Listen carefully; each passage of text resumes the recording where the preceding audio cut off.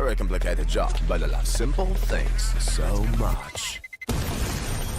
One move, one push.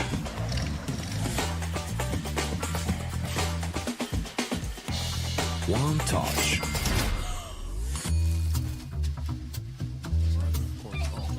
One love. One click. One XBet. Trying to get the skin of your dream for a long time but can't get it in any way? On our website you have a unique opportunity to get your favorite knife. Users on our site can hand out skins themselves, and participants need to fulfill some simple conditions. For example, watch a video or buy a case on our website. After that, you automatically become a member of the distribution. Go to the user giveaways tab and do what you like. Hellcase.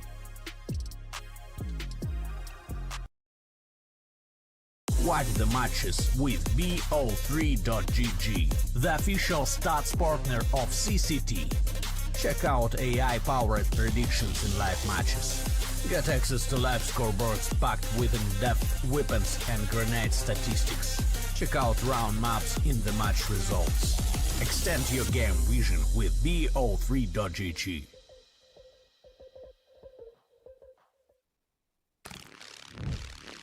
Yo, what are you doing? Exhibit. What do you think?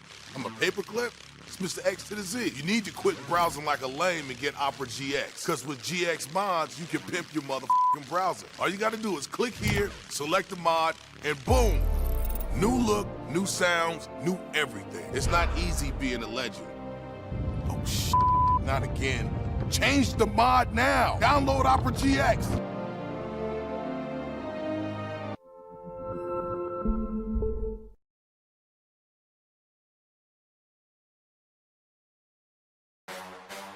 The champion of champions.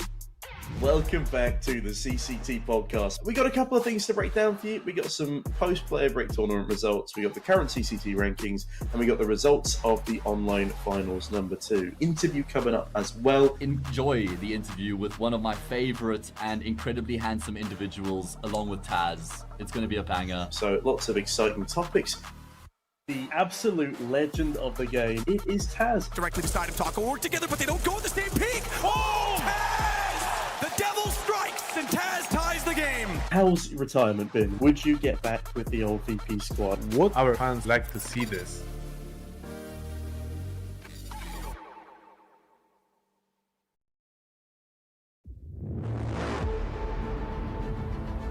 The hunger for glory feeds the desire, the courage to look for a challenge,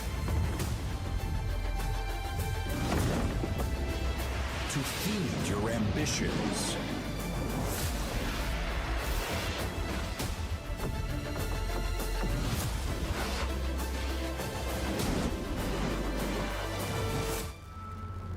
To reach for greatness. To become The champion of champions.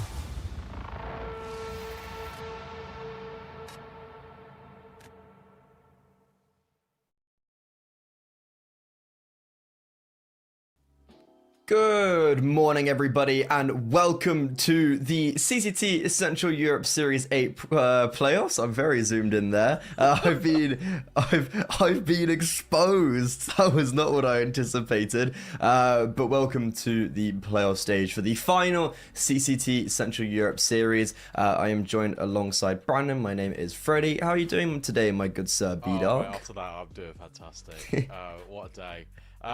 What a day, what a day. I'm pleased to be here. It's always an exciting day with CCT. Last ever Central Europe stage, and we're here just kind of running you through it. Playoffs, it's here. We can take a look at the bracket and take a look at how things are shaping up and just kind of talking about what's occurring, because here we are, round of 16. We've got some exciting games to bring you. To be honest, we can take a look at that when we can. It's going to be Sprout taking on Bad News Eagles, kicking things off, which normally you take a look on the face of it, you think that's actually a really exciting game. Sprout have been kind of building towards the end of CSGO, coming into CS2. Like, this will be a really good one. Bad News Eagles have been, well, we always know what to kind of expect from them. it's kind of been a little bit different with CS2 coming in. I feel like Bad News Eagles haven't really kicked on in the way I'd anticipate them to, and obviously Sprout have lost Wonderful, one of their best players, one of the most consistent players. He's gone to Na'Vi, so it's a little bit of a rough period, I think, for both of these teams. Yeah, I mean, like, looking at this matchup, we've also got a stand-in. So Spook isn't playing. It's actually going to be Towson from the Academy squad, if I'm not mistaken. Yep. So like this is literally Sprout Academy right now. Like we've got Sageot, we've got Towson and Slime. Sinot. Yeah, like this is literally Sprout Academy right now, which is a good team, and I think they are doing well. But like the team is very, very young. It's like a big investment. Like it's a proper academy team that I think will be really good in the future and will produce very nice players. But right now, like this is nowhere near what the Sprout roster we saw before. Wonderful. I feel like it was only a matter of time before he was gone. Like he was just way too good for this team, and he was way too good playing at this level. His statistics were genuinely just unparalleled to anyone else around him, and I feel like it was only natural that he was going to go to a tier 1 team. I didn't think it would be that quickly. I didn't think it would be to Na'Vi, granted. However, I'm actually very glad that he has got his break to there. Yeah, obviously I feel like when you take a look at this roster, focusing a bit more in on them, what I will say is that the Spirit Academy, sorry, not Spirit Academy, that's what Wonderful kind of was. For Sprout, for Sprout Academy, look, you've got Slime, Seajar, and Towson today. They're going to gain so much experience just playing with Zyphon and Rouse. I feel like that's the kind of narrative I want to spin on it. You're going to get a lot of experience playing with these guys. Zyphon's obviously going to go and play Tier 1 as well. He's going to stand in for Heroic Blast Full Showdown. So that'll be a really good moment for him. That'll be kind of his audition tape as well, and towards Tier 1, trying to follow down the same path as Wonderful. So it's an interesting time for Sprout, and the fact that they're really dedicating a lot of their resources into their youth, I think, is very positive. I'd like to also take a look at Bad News Eagles, because Bad News Eagles, their lineup, it is unchanged, right? Juan Flatro, Scenari, Synopsy, GXX, Regon, and of course Devil Walk, the coach. Unless they've been kind of really shifting up a gear, Freddie, I think I'm right in my assessment that they haven't really kicked on the way many of us really anticipated they would in CS2.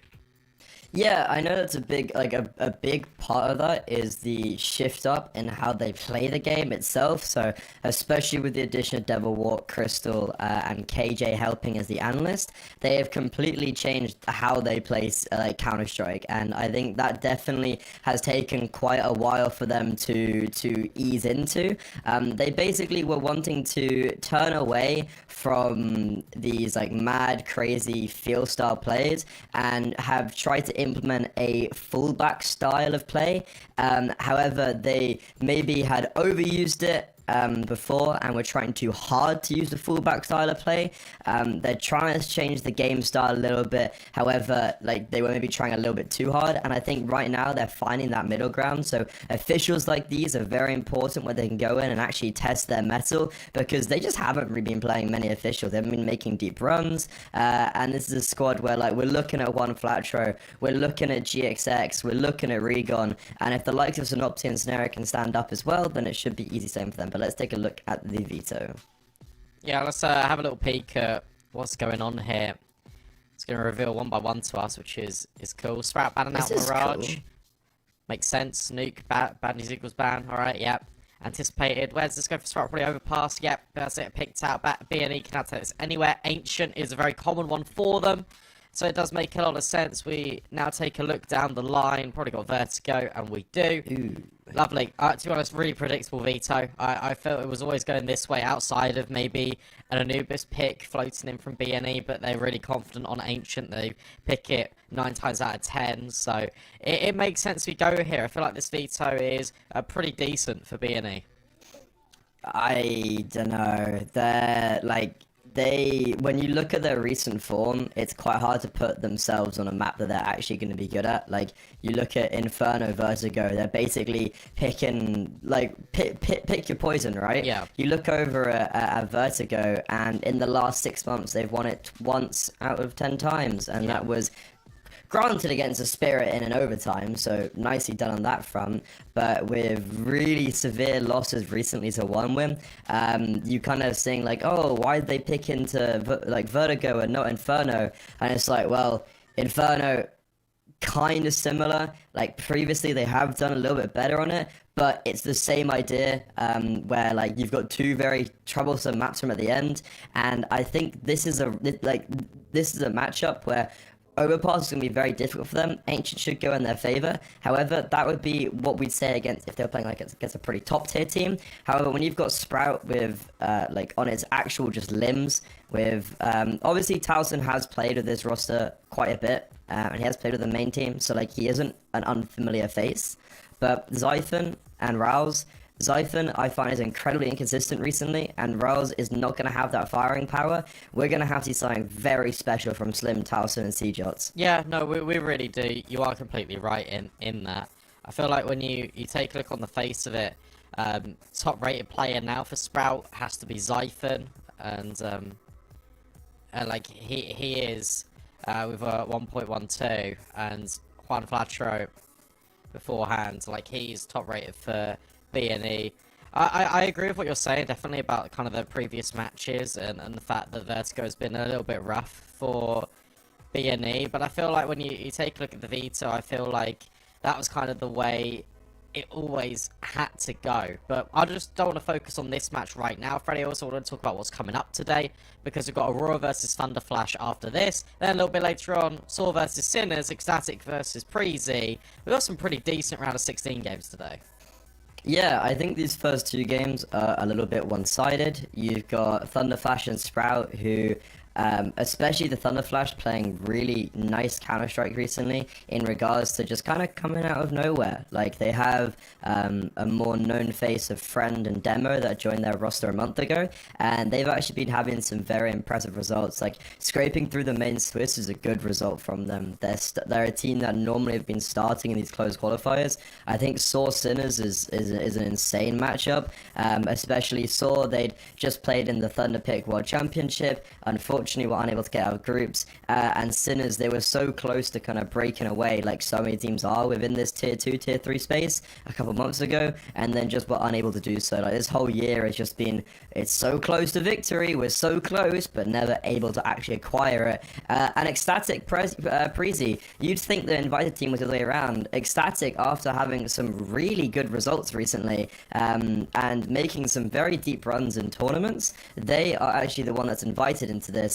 And Preezy, they, however, in my opinion, are also very similar to Sinners, of like, I'm waiting for them to make that break, because it is a tier 1 team. They've got tier 1 experience, they've got a tier 1 coach in some people's eyes, and like, this team should be doing a lot better, Preezy. It'd be interesting to see kind of how it all shapes up. You called these first two matches a little bit of a blowout, and we'll have to see whether that really is the case. Unfortunately, it will take shape in the next couple of minutes, because there are some technical issues from the side of one of the teams on the server. So what we are going to do, Freddie, instead of kind of waffling on a little bit, we're going to throw to a little bit of a break. When we come back, it will be that first map. It's going to be Overpass between Sprout and Bad News Eagles, coming up, hopefully, just in a few minutes.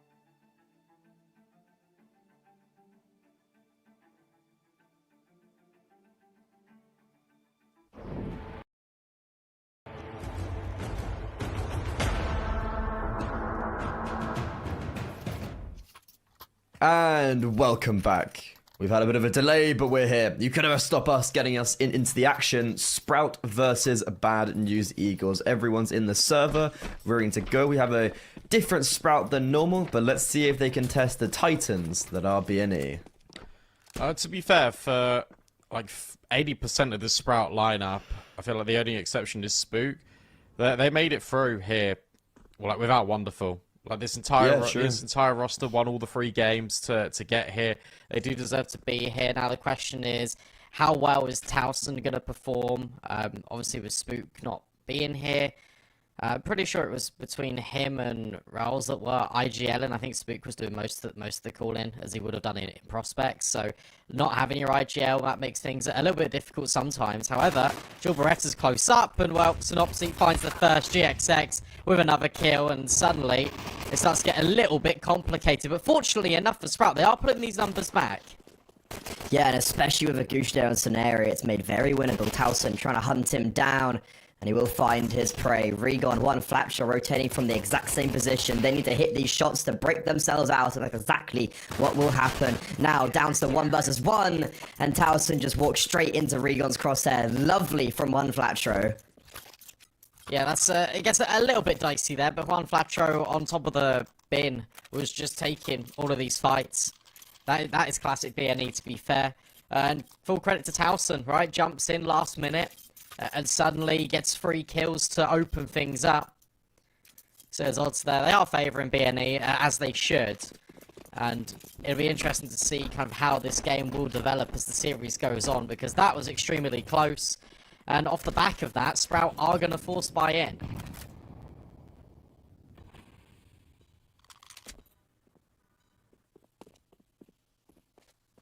Especially with this hero AK on Xiphon, can be very dangerous. He's the player we're looking at. He's not...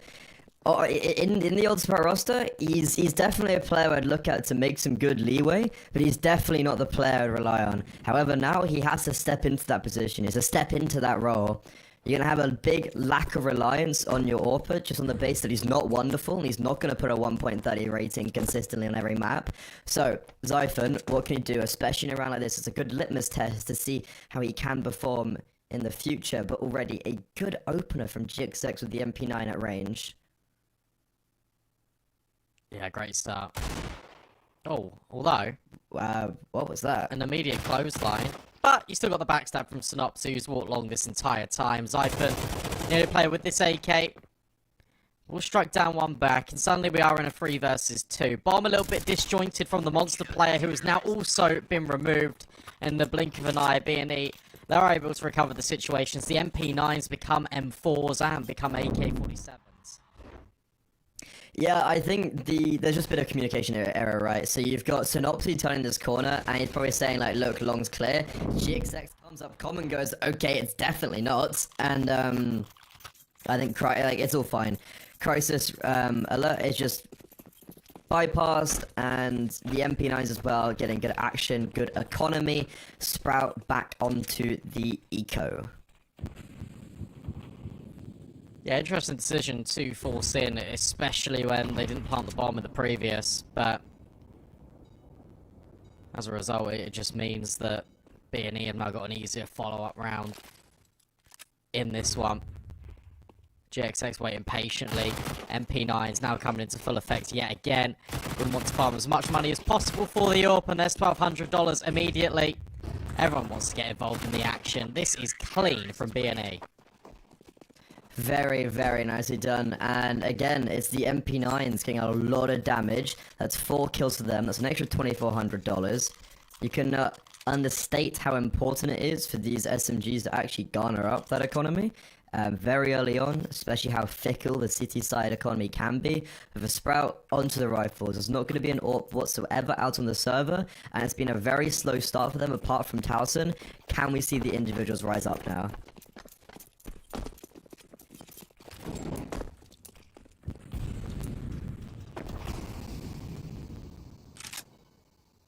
Very slow default, kicking things off here for Sprout. For BNE, look at this control. Deep in towards Fountain, you've also got players that want to give it a look in towards Connect. I really like that. Double nades to put early pressure down, and then the fights will come in from Connector. Zyphon gets traded out.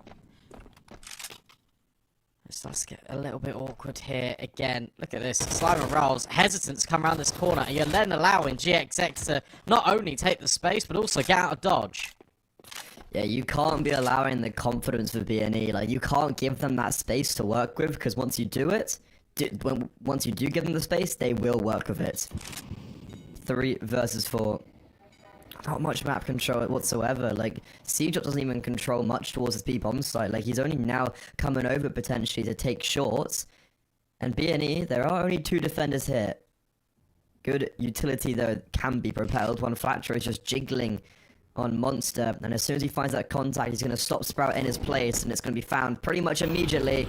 Molotov coming in, and Sprout, they just have to wait. They're going to go through the smoke. However, this is not the ideal play. They're going to get flashed off as well. Nice support from Soneri, and it's eventually cleaned up by Regon. It's all getting excited about some of these rounds for Sprout because they are just being picked apart. You see in the early stages of that round, it's just BNE taking all of the initiative, it's BNE taking all of the control, and as a result, Sprout, they can't get settled into any of their default. Look what it's done to the kills. It's Towson the only one finding success at the moment. There's Slime and Seajot who are yet to even find a kill on the server. BNE are in complete control.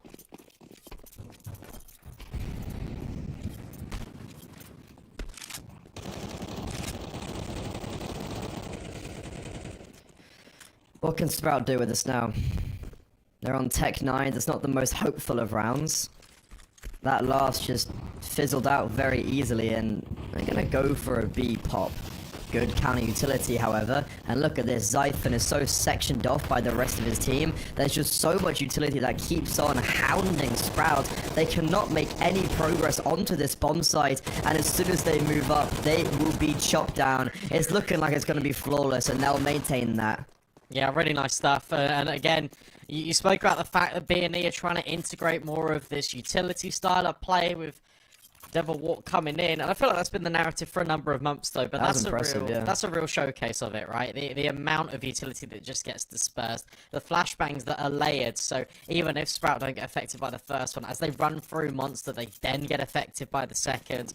That's really good attention to detail there from BNE.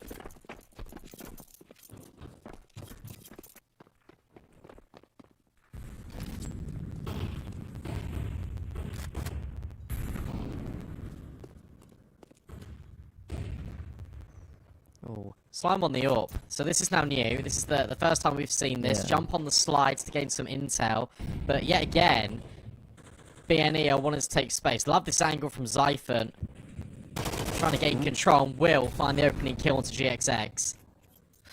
That's very nicely done. Hold him passively. They play into his hand. I'm looking over at this boost for Juan Flatro. He can catch off Sejot in water. He will. And also look at Synopsy. Yeah. Synopsy is very deep in enemy lines. And if he's able to actually take this space, he could get in behind them at a very clinical time. Because look at the bomb. It's on Roz's back. Could be denied in no man's land. But no, Synopsy won't have that timing. But as they now maneuver towards the A-bomb site, Synopsy in a prime position to complete his espionage. He's still got the timing here, although Zyphon did turn around for a moment, but doesn't matter. Instant decapitation from one of the regular Sprout players. Suddenly the utility is going to accelerate the play. They go, okay, well, we need to really go into this. One Flatro hiding in the smoke. Unchecked, and Soneri is actually taking all the contacts. This sells the idea more that Juan Flatro isn't in this bomb site. Back turn for Rolls. That's the bomb dropped. And now, the AWP all by himself. We were talking about how he had this in this round. The first time in the server there's an AWP being played. What's he going to do with it? 15 seconds. It appears he's going to go save him. The contact will be yet to have, and the impact yet to be garnered for the young Dane. Yeah, but unfortunate for Slime, because all his teammates die before he can really get settled in an angle that can help his team in the first place. It looks like he's going to fall here as well before he even gets to fire off a bullet in the round. That gets scooped up for GXX. Really like this. You spoke about the fact that Synopsy was out here on an island, and I like the fact that BNE are still sticking to being incredibly aggressive. It looks like they are being a lot more kind of liberal in the fights that they take, which is the identity of BNE. The fact they're blending that into CS2, I think is a really good sign.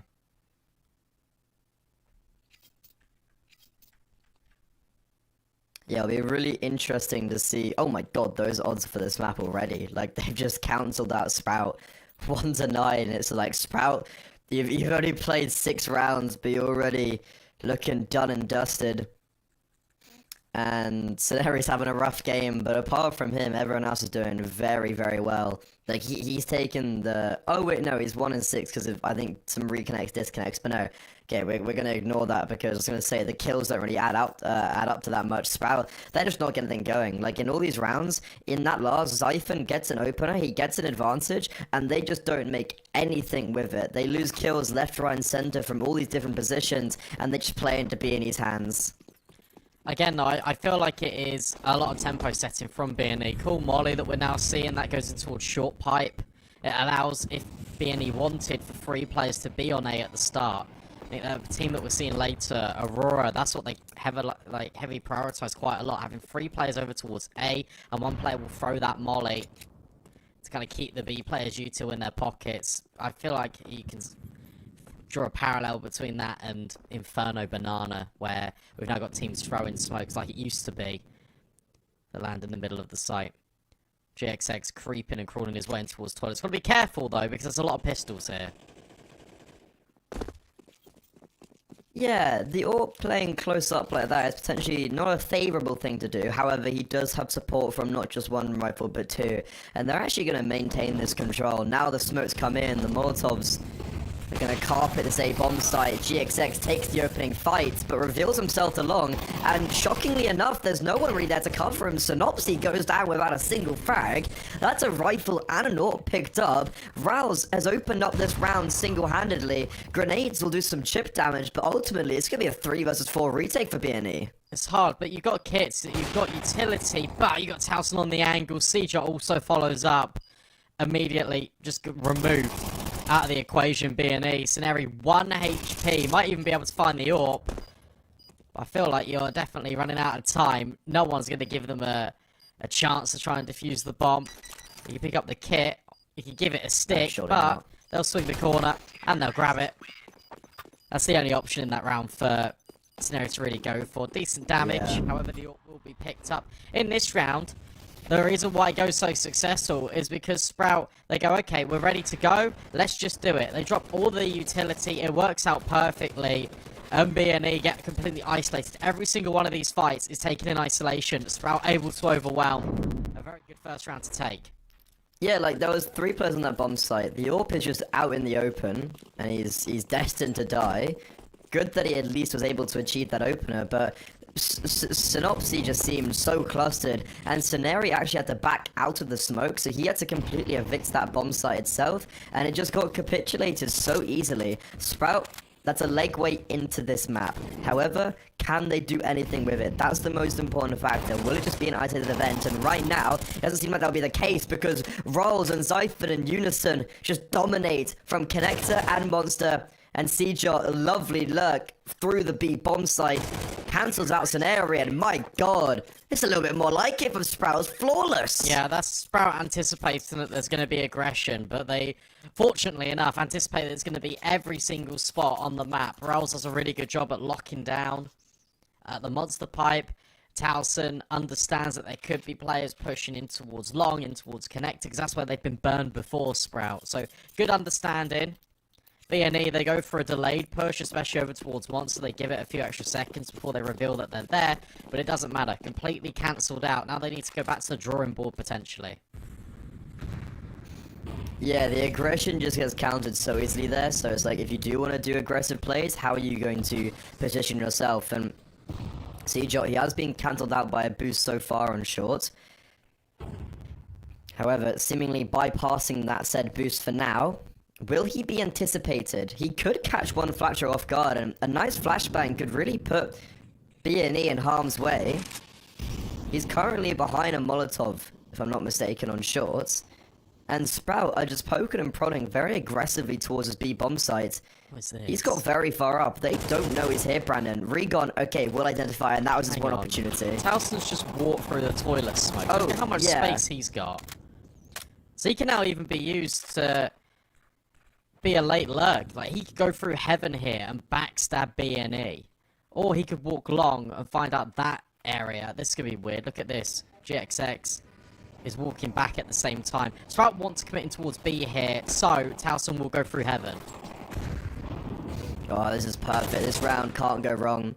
He's being baited in for perfectly. Rotations, yes, they'll be quick, but I don't think it's going to matter. Bomb could get dropped on shore. This could change everything. Oh, no. Towson initiating himself way too late. He had to rely on his teammates there. He had to rely on the original entry going in favor of Sprout, and then he was able to capitalize upon that. But no, they don't get a single frag by the time he comes onto the crime scene. And B&E, that's a little bit more like it, cleaning up onto a 7th. I feel like there might have been some issues there for Sprout. Wouldn't surprise me if they take a pause here in a moment, because I feel like GXX might have spotted Towson as he hesitated and took a peek in towards long. I feel like with that advanced positioning from Sprout, you say, okay, look, we always want to commit in towards B here, so Towson needs to be the activation point. He can't come in late and be a backstab, because his flank is completely redundant if these players get churned up by the defense of BNE, which is exactly what happens.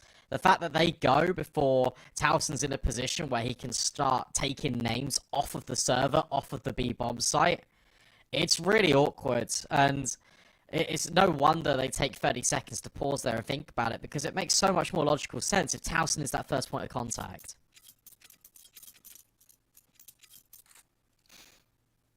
All I was thinking of is, you know, the Tarek clip of when he's coming down from heaven and just chokes 2 shots and they lose the round in like a finals of an online tournament or something like that.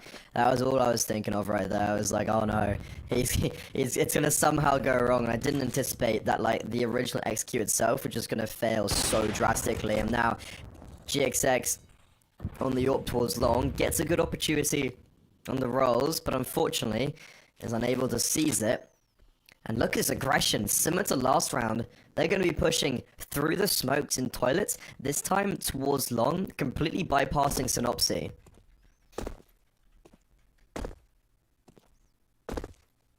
Yeah, look at this jump spot. Already found out. So now that's intel gathered, it means that Synopsy can just stick in towards toilets. Sprout are pretty far aggressed here, but the bomb is really far away on Slime. And they're so worried that B&E at any moment could just push and backstab them. It's a shame, because they had really good space here out towards long, and it feels like it's just gone missing. Finally, they'll start to activate off it, but there's 3 players here, basically. I mean, it's 4 actually, I think. Wait, are they? Yeah, 4. Do they think it's a fake? Okay, no, they're coming out of long. Hold on a second. This is finding a little bit too much more success than it should have. Hang on. Towson going 1 for 1 is very, very good. And it's a complete redirection of their play. One Flatro, he's going to be heard going down towards this B bomb side. Sprout, they've got complete control here. GXX, nice kill on an unwary C-Jot. Slime had to take advantage of that kill there. Had to give his team back into a 3-3, but Rolls now initiating. As I was saying, he heard one Factor come down connector. Very nicely done. Bomb cannot be denied, however, does drop Slime to 10 HP and needs to be very careful. He's getting very aggressive with his AWP. Finally brought down. Siphon, good trade, and it has to be him. The 2 Danes. And a 2 versus 2, now just 1 remaining. It's the captain, it's the brains behind it all. They're both tagged, GXX tentatively low. He's hiding around, Monster gets swung, and Regon swinging for the fences. Will give B&E 8.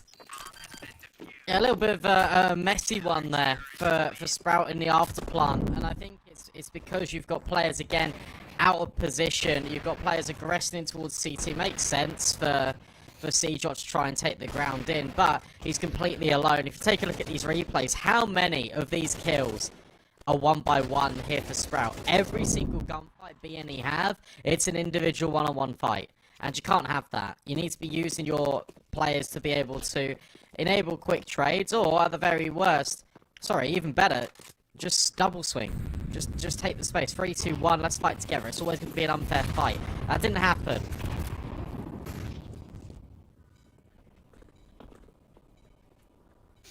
Yeah, no, that felt like a good round for Sprout, especially with Towson going 1-for-1 over on the A-bomb site and completely just selling them a dream. Felt like that was it, but with Sejock getting caught off guard, very aggressively isolated by GXX Orb, it seemed a little bit dire, and yeah, Slime just get a kill. Hopefully that changes. Sprout, though, they are liking this A-bomb site. This time, full committal. Towson's already in the lead with the bomb. 2 players towards long. I think they've been identified. And GXX takes the first contact, however, is unable to get a frag and unable to get away with his life. Nice damage onto Xiphon, but it leaves Synopsy in a very awkward position because he's holding long, he's holding toilets, he's holding banana. He has no idea where to look, and turning on a sixpence gets caught off guard. And with that, B&E are forced to have a very early save. Yeah, that's a bit awkward. Where the player gets caught out in toilets, that really needs Synopsy high and dry. And you can see the hesitancy. He actually turns away for a split second, and that's where Sprout activate through toilets. Completely catch him off guard. Much better round, though, out of Sprout, right? It's the fact that they're allowing themselves opportunities in this round because they are being a little bit more direct. And the A-bomb site has always been a feature piece of that, where they've been leading with the utility. It feels like they feel a lot safer as soon as they can deploy it and kind of get it out of their pockets. And yet again, GXX got fought by 2 different players at the same time. Exactly what we need, exactly what we didn't get in the previous round.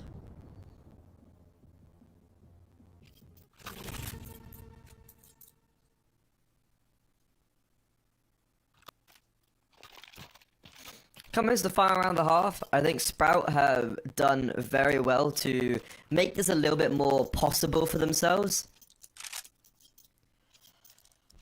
8-3, if they're able to find this 4th, I think that's actually a half well done. Especially on the Overpass, the T side of Overpass. And with the fact that you were never able to really find your footing in this map, finding 4 rounds is definitely not bad whatsoever. It will give them at least some sort of lifeline into the CT side. Slime, though, especially if they do want to make that comeback, he needs to be having more prowess on the AWP. He needs to be basically doing what GXX has been doing. And looking back towards a bomb site, Sprout, I guess what ain't broke, don't try and fix it. Let's go towards A and just try to do something the same, but in a different manner. And that's exactly what they're going to do. This time, though, you do have 2 players out long. No one in connector for B&E. Rails should be flashed here by Slime. I can't imagine he just contact swings this. But with Snopsy looking the wrong way, that's a fantastic way to find the opener. Look at that timing. Oh, that is horrendous. That is worst case for Rails. Poor guy. Instantly traded, but GXX finds one after that smoke gets wiped. Nice work. And also, Snary's here on the corner. And he's now baited in. So many different bait and switches. Snary doesn't know about Xiphon. This round's a mess.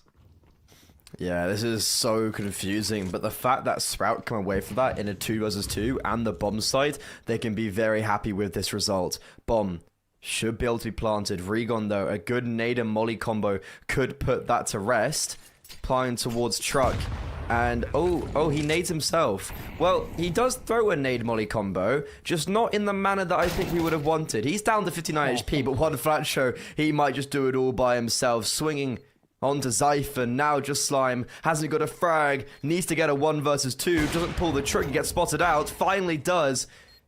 Baits out the shot, and Bomb just being stuck, and still, Slime will end the half with no kills. Yeah, poor guy. I mean, look, that one's a bit unfortunate because this round is incredibly chaotic. Also, one flat throw just absolutely destroys, I think it was Xiphon on the bomb site. And then for Slime, he does hold his nerve. He does wait for a sec before firing off, but ultimately, it's really difficult, especially when they're moving like that. 9 rounds plays free. B&E. Gotta remember, this is Sprout's map pick. But they are being absolutely dismantled on it. That CT side was pretty much immaculate. Yeah, I think 3 rounds was kind of the expected. Like, they got a few gimmicky rounds here and there. Some nice post plants, but overall, Looking really good for B&E. And now on this T-side pistol round, Towson, don't know how he wins that one out. One flat throw, insta-goosh, doesn't connect a single other bullet. And Slime, there it is. There's the first frag. Cancels out Synopsis as he's running out as a lone ranger towards the B bomb site, trying to take some space, thinking there's a little bit more players towards A than there actually were. And even though B&E still are in the man disadvantage, CJ and Towson have a combination of 17 HP, so they can be dropped very easily. And the bomb site, well, it has been relinquished without any really control being gone for Sprout. They're going to be setting up for a post plant. Rolls has got a kit, so they're kind of banking on that. However, as I said, these low HPs, they can take an advantage of. Towson, bounding out of connector, he gets caught off guard, but Sceneri, his head ripped clean off. Rolls, he's on fire. And now Regon, 1 versus 3. Bomb.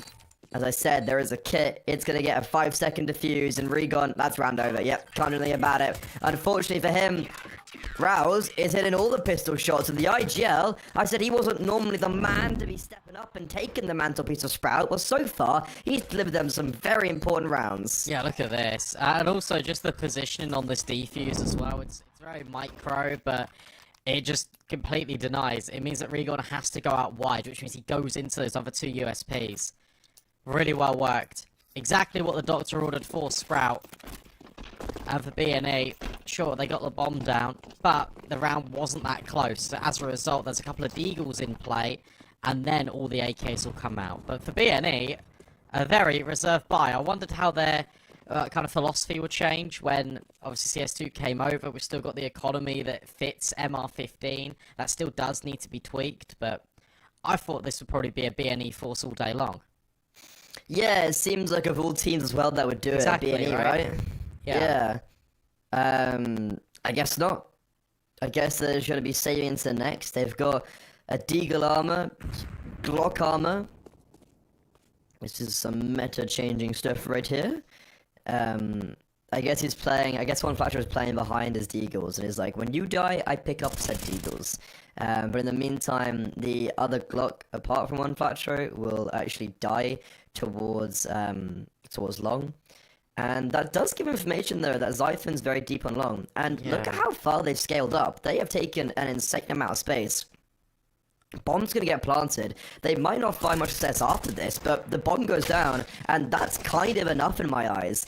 With a few frags, maybe more than just a few frags and the bomb down. It's just 2 versus 2. Zyphon dies towards long. GXX gets in an A1S and one flat show. Oh, he's feeling it. He's feeling feisty. And Towson, 1 versus 2.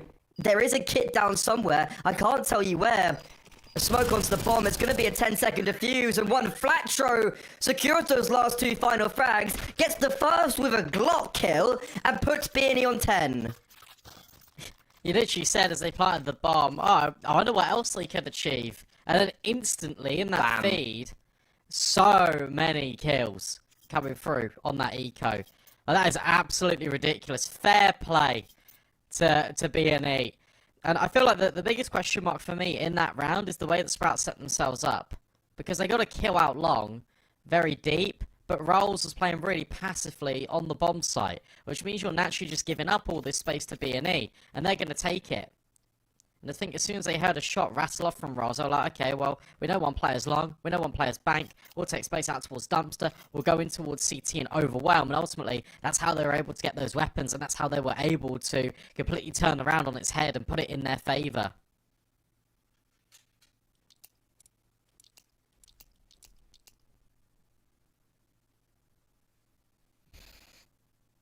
We are going to have to wait a little bit. This is the worst case scenario for Sprout, right? You've just lost a round where you're like, okay, so they opened up with a Deagle no armor, Glocks, and then 2v3'd us in a post plant.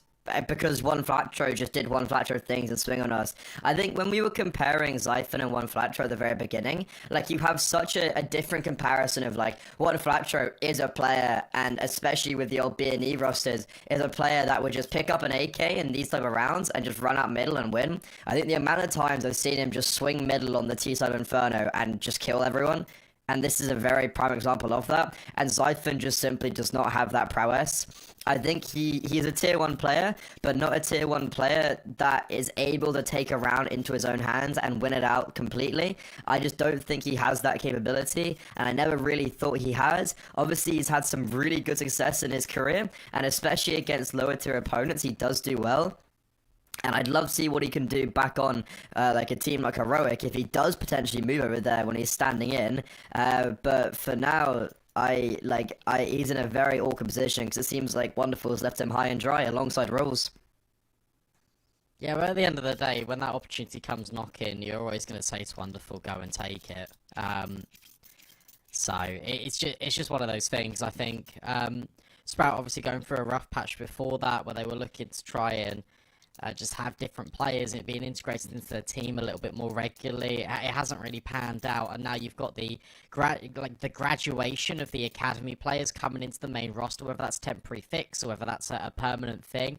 It's still a little bit premature because you're never anticipating that, for example, offers would come in of that scale so early into the project. Yeah, I think it's Sprout is one of those rosters where they've been plagued with this, right? Like, you look at all the players who have come in and out of this team, and it feels like this is the one, like, these are the guys that build up these talents, and unfortunately, they can't really do too much with it. Like, Launex being brought up by Falcons, like, just, if you look at every single player that's coming in and out of this, like, they've just been unable to, like, hold on to their individuals that they would actually want to work with. And Berry's been with this kind of like through thin and through everything. He's been trying to build these guys, but they've had this roster change, that roster change, this roster change. But finally, we do have him back in the server, and it would be nice to get back into this one because I think it's nearing the end for BNE. Yeah, certainly on Overpass, it would seem. Money is kind of a breaking point here as well for Sprout. They have to now invest pistols because they did lose to Deagles themselves, and suddenly BNE can just break their economy, and then Sprout will be playing up against map point.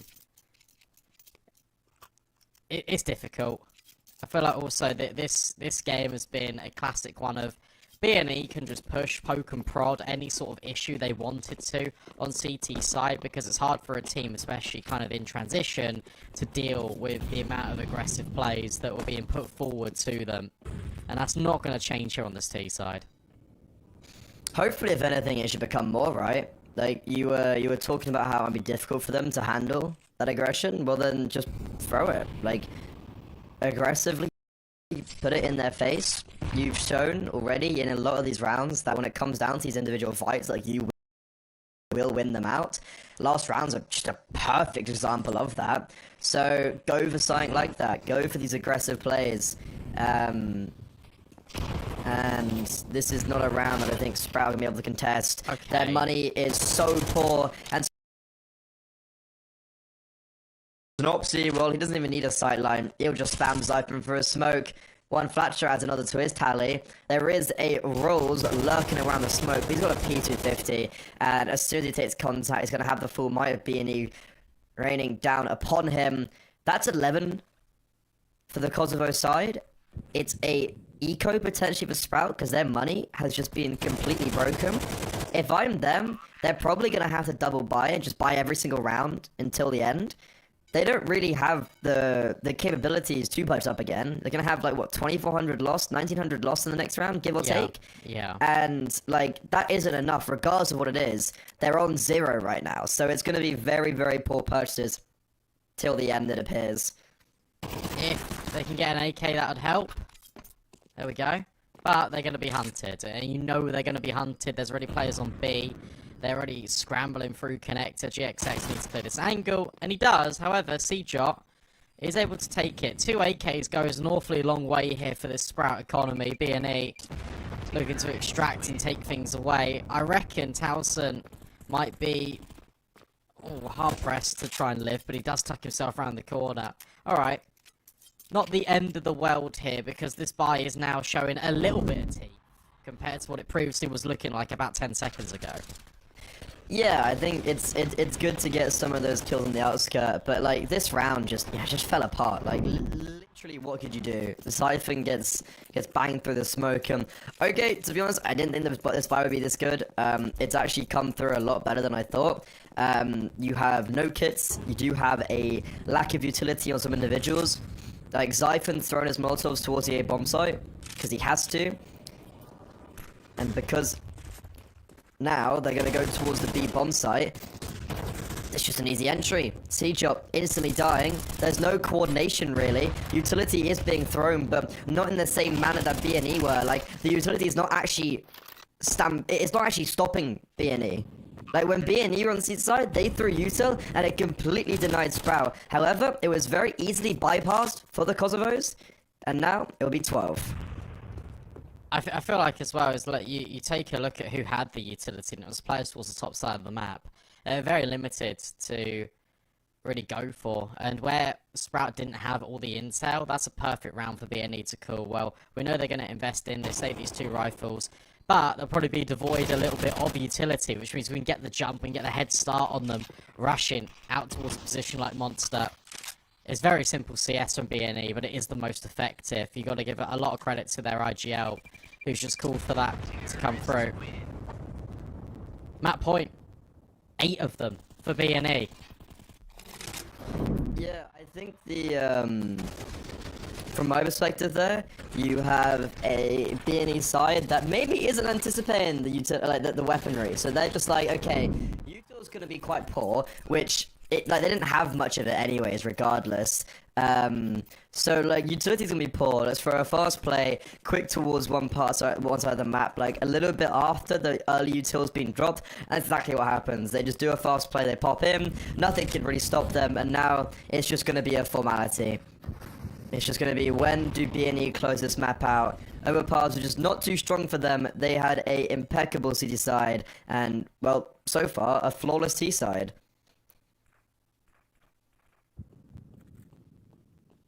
Bar the pistol, everything has looked pretty decent for them. However, Siphon up close. Oh, we'll find 2 kills. GXX is here on the AWP, should be able to find this trade, and he does. But that is a great start for Sprout. That is exactly what they needed. Siphon just alleviating a little bit of this pressure, finding a couple of kills. However, Siege getting aggressive here. I don't think this is necessary. I really don't like that. Yeah, no, like there's so many players behind him, and the trade is very belated, but it eventually will come through. Okay, that mitigates a lot of the danger. Not a fan of the aggression, but it does end up in their favor. And I was saying that I didn't think Siphon had the capabilities to take a round by himself. He does prove me wrong there. That is a nice 1-2 punch towards middle. However, is that going to be enough?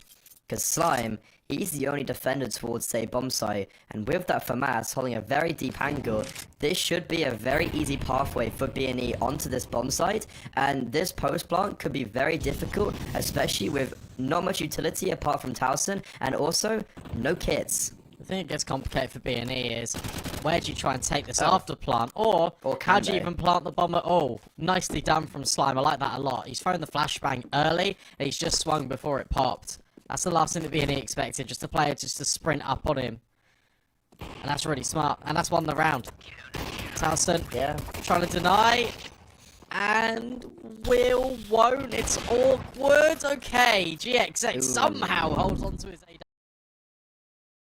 AW. Quite poor at the end there, like you're losing 2 rifles, you're not allowing yourself to garner that AWP either. That's going to be costly, and it's going to be shown in the buy here. Like, utility's bad, weaponry's not great. However, BNE a little bit poor from them though. They throw a Molotov towards bank quite early, and a smoke towards dumpster, and then plant for CT. But because the Molotov's already fizzled out, you've got GXX holding, I don't even know where he's holding, but not towards bank, and that's a very easy denial. They did drop another smoke towards the left side of the bomb site to try and cover them from toilets. Maybe it would have been best just to throw that towards bank. However, as I said, it's a formality. It's the first round they've lost so far on this T side. They still have the advantage in regards to economy, and they're going to see if that's going to overpower Sprout right here in round 18. Might just go for another set play here. You've got space in towards connector, you've got space in towards short, the bomb, it's outside monster.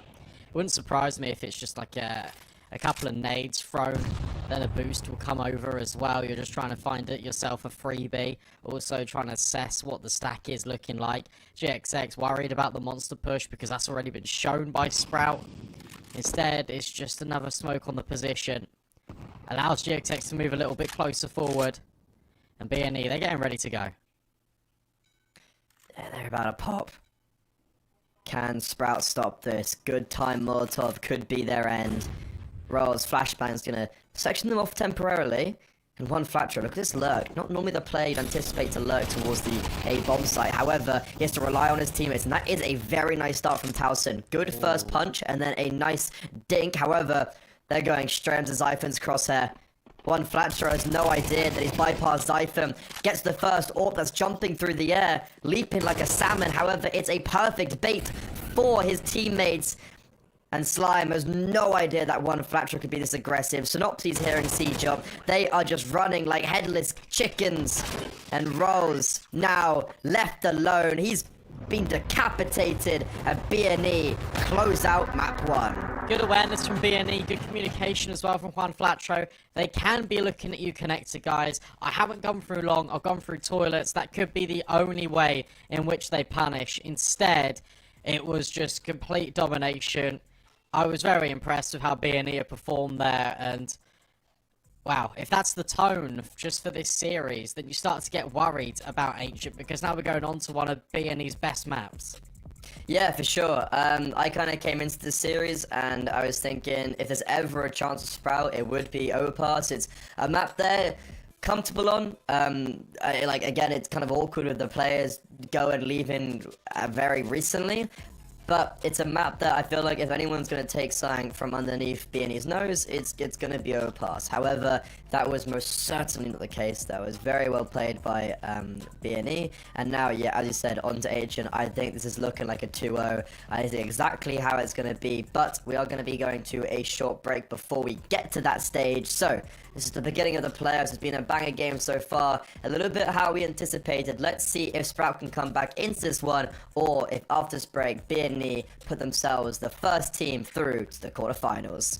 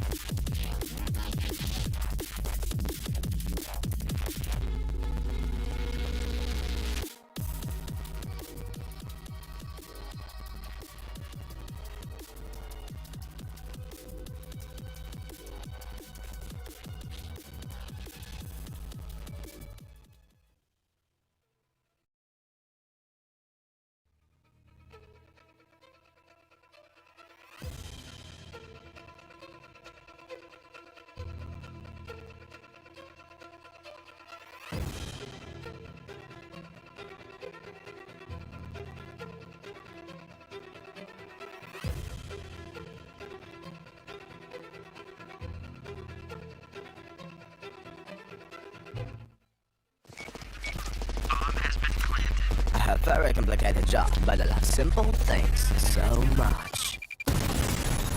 One move. One push.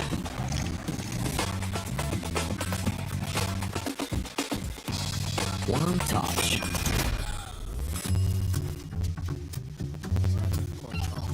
One love. One click. One XBet. Watch the matches with BO3.GG, the official stats partner of CCT. Check out AI-powered predictions in live matches.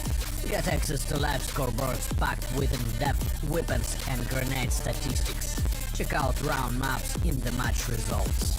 Extend your game vision with BO3.GG.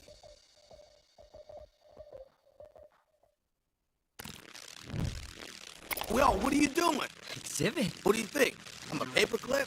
It's Mr. X to the Z. You need to quit browsing like a lame and get Opera GX. Cause with GX mods, you can pimp your motherfucking browser. All you gotta do is click here, select a mod, and boom! New look, new sounds, new everything. It's not easy being a legend. Oh shit, not again. Change the mod now! Download Opera GX!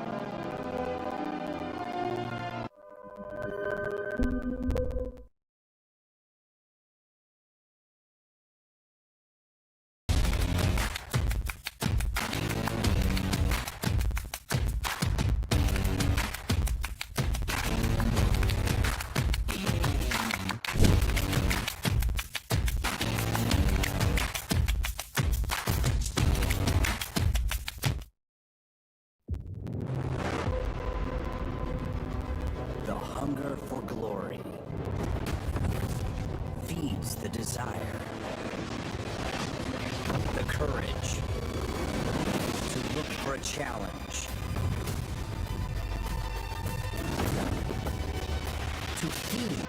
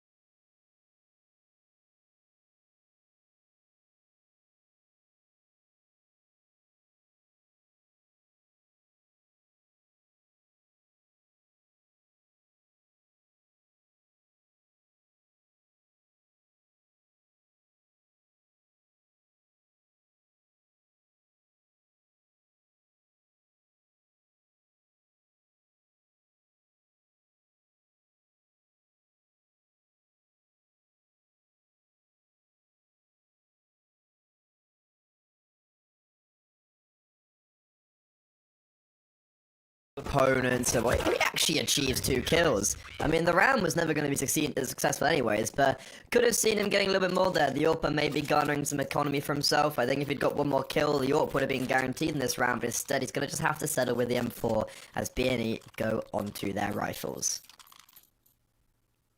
Yeah, very clean though. Only 1 casualty for Sprout. Really not the end of the world. The buy will be better for BNE, because this is a virtue of a bonus coming through for Sprout.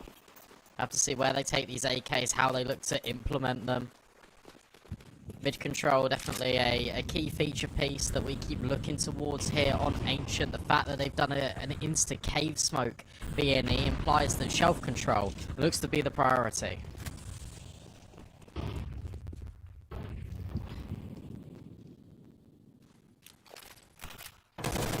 Ooh, 1 flat shot needs to be careful. Careful for both of them, to be honest. I think that's going to be a very contested fight. If Towson and 1 flat shot are going to be going head to head, this could go. I mean, Towson's going to be careful because he has had a great pistol round, but is that going to be enough to stop 1 flat shot? It's just relentlessness. In the meantime, though, this is a good first round. Regon down on flat shot within an inch of his life. BNE with no map control. They are taking some space towards middle, but they don't really have the util to work with. That's the issue. Like, they'd love to just throw a smoke on Donut potentially right now. However, they're going to force Sprout to do it, and that gives them so much map control now, and it will allow them to go towards this B bomb side with Zyphon a little bit more tentative as he's holding towards Red Room. This is still awkward. Towson drops the incendiary and they try and run through it. And that really is to BNE's detriment. With Synopsy dropping, you've got the MP9 up close. Still workable here for Sprout. They can definitely try and achieve something a little bit further, especially with the MP9 on these low HP players. Seajot overwhelmed, smokes, now go in. Bomb needs to be committed and it will be, but look at the HP bars.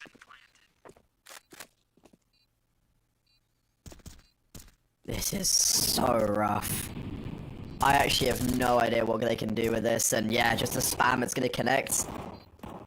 Scenario in 1 flat show, some damage would be nice, but I doubt they're going to get that. They line up for 1 flat show, and there is a team kill in the mixture, so in the 4 vs 2, only 2 players survive. It's not a great round for BNX, they would have loved to win it, but 3 kills and a bomb down, it's not the end of the world. They could reinvest, and they could still crack Sprout's economy. This is well worked. Towson gets 4 in this round, just by virtue of staying alive on the bomb site. Playing a nice little bait and switch with Seajot. That kill there is just gross. Shame for him that his first death has to come through virtue of rolls, but ultimately, I think you take a look at this BNE, will definitely be prioritising their economy over their opponents, and you understand that they've won 3 in a row. Sure, that round was pretty close, but at the end of the day, you never really felt comfortable with it. So as a result, just going to be owning these Tech 9s, maybe saving to get GXX on an AWP. You see he saved a little bit extra cash compared to his other players, hasn't dipped into the pockets for an extra couple of grenades. Fast B again. Fast speed this time, will it have more success? Seemingly no, because Towson, he's a rock towards this B-bomb site. 9 kills in total so far, leading the charge for his team, but were those 2 kills enough? It's down to 3 with a 3. Siphon's walking wounded. He's yet to die, and well, even though he's got 26 HP, he just still denies the bomb with a spam through the smoke. But these Tech 9s, they are up close and personal. The AWP needs to be careful, because he's being charged down, but the lack of bullets will save Slime's life, and Regon almost has that same issue, but he doubles down. And how have BNE won that? They get doubled on the entry, the bomb gets denied, and they clutch up a 2 vs 3, where both of those players run out of bullets. Yeah, so the difference is in this round is that Sprout, where they've been fighting a lot through these smokes, they've been doing it with utility. They've been able to set themselves up, and suddenly, as the smokes dissipate, you're giving over BNE these 1v1s. This should never have been Regon's kill. Just gonna say it, like, he should have been traded out there, but the fact he's able to swap to the Tech 9, not take any further damage, and then get a kill, that is really costly from Sprout, and that is the way in. And now that's GXX on the AWP. What a shot on towards Towson.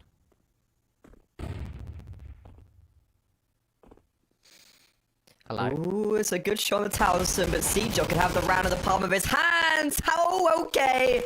It got a little bit tentative there, a little bit scary. Not the cleanest. The Deagle spam has to be brought out. I thought one Flatcher was just going to whip around and eliminate.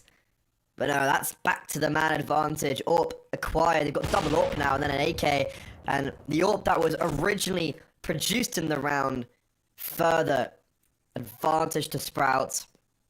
So an Opsy scenario, 2 versus 4. Going towards the A bomb site right now is best case scenario. However, Slime right now doing a lot better than Overpass and is not missing a beat. Oh yeah, that's a bit of an awkward fight for Scenario. I was hoping for a rifle, instead it's an AWP that faces him. Immediately, a really good response. Love this at siege shot. Sure, you could argue one Flatcher should have traded it, but ultimately, he gets the kills. And then Slime being proactive, taking initiative in towards Donut. Exactly what you want out of your young sniper. Not feeling the pressure. Shook off the last map really well. And now suddenly BNE are forced to use one of their immediate pauses. One of their 3 that they've got in the map. Their money is really dire.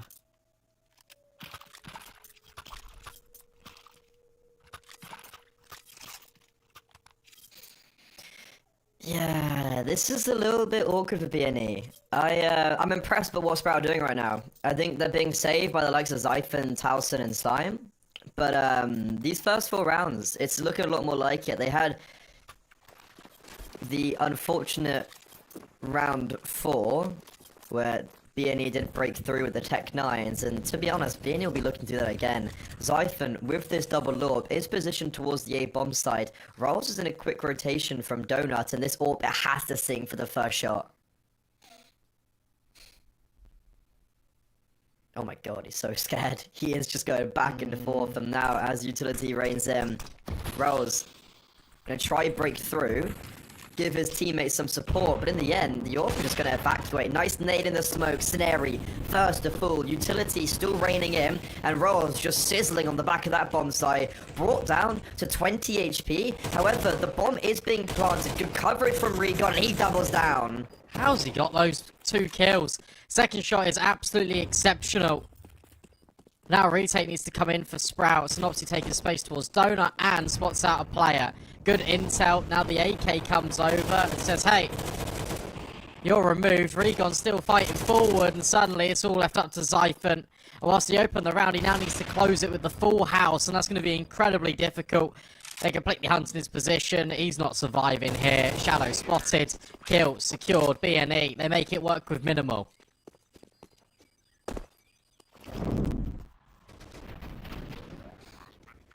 Yeah, this is a very similar round to round 4 of like, they don't really have anything to lose. They play like that. And to be fair, Regon does just have a great performance.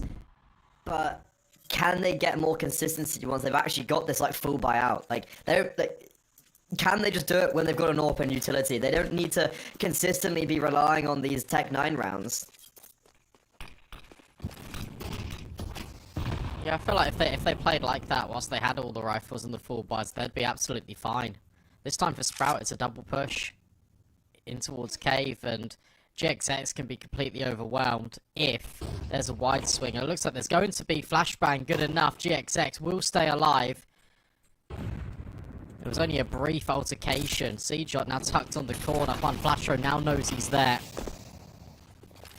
And with the utility bouncing off each other for Sprout, that makes things really awkward. That's all that you took on. Slime, over towards the B bomb site, has a smoke and a flashbang, and that's it. It's really not much to work with. And with a minute left on the clock, I'm surprised he hasn't put the smoke down yet towards the top of B, and ooh, missed nade. He could have done a lot of damage if that actually connected. And yeah, there the smoke goes. BNE just trying to bait out all this utility. They successfully will, and they're gonna almost kill Towson through the wall. That second, that's the last shot that connected. I thought that was gonna deal the defying blow, but it only does 13 damage, and he survives on 5.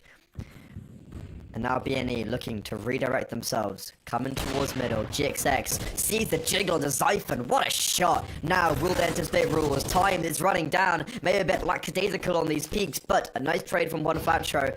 two players rotating from middle, one of them being Towson on 5 HP, and the bomb, should get planted, but Slime, I mean, is there a world he can deny this from Temple? Potentially, yeah. They're not holding for him. He has, how Juan Blatro is. But he definitely could have wide swung, right? There was definitely a world, I understand what you're saying. The point incredibly valid. Towson now looking for an exit. Might get one here, Egon. Will be dealt with. These players are low. There's every world in which this retake is still a possibility, but with no kit, no util, and unconfirmed intel as to how low B&E really are, Sprout are playing for X's. To be fair, they're probably going to kill the whole lot. It's a silver lining amidst the rain cloud, because if Sprout lose anyone here, their money's in an awkward place, and yeah, that's it. That's confirmed. One Flatro, he's dead. I don't think he can get away from this distance. Yeah, Ancient, so busted.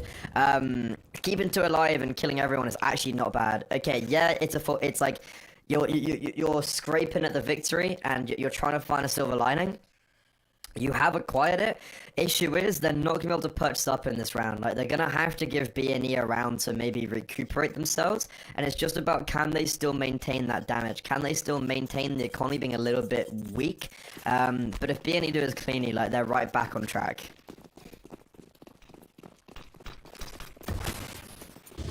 There's every world in which these rifles can still get aggro and find success. There we go. Towson hits the shot. Oh my goodness me, what is that from Towson?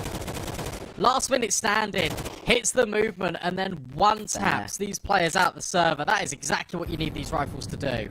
He's been having such a good game, literally from the pistol round. He's been shutting B&E down at occasions, single-handedly. He's been playing a few officials as Sprout.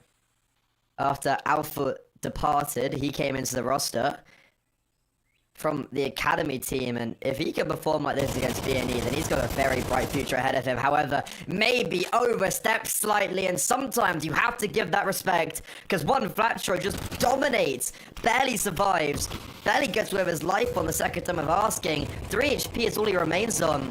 And Bomb, it's gonna get denied. Slime, yeah, running through the long smoke, but Recon, okay, sure, whatever. Just wall bang with a no-scope. And now, as the bomb does get collected, it should get planted, but Roll has taken all his attention away from Zyphod. Only a USP, however, he can just backstab JixX if Jix is not careful. He's gotta lurk. He has to lurk. And he's not. What? This is wild. That's a freebie, and now Juan Flatro is on 3 HP.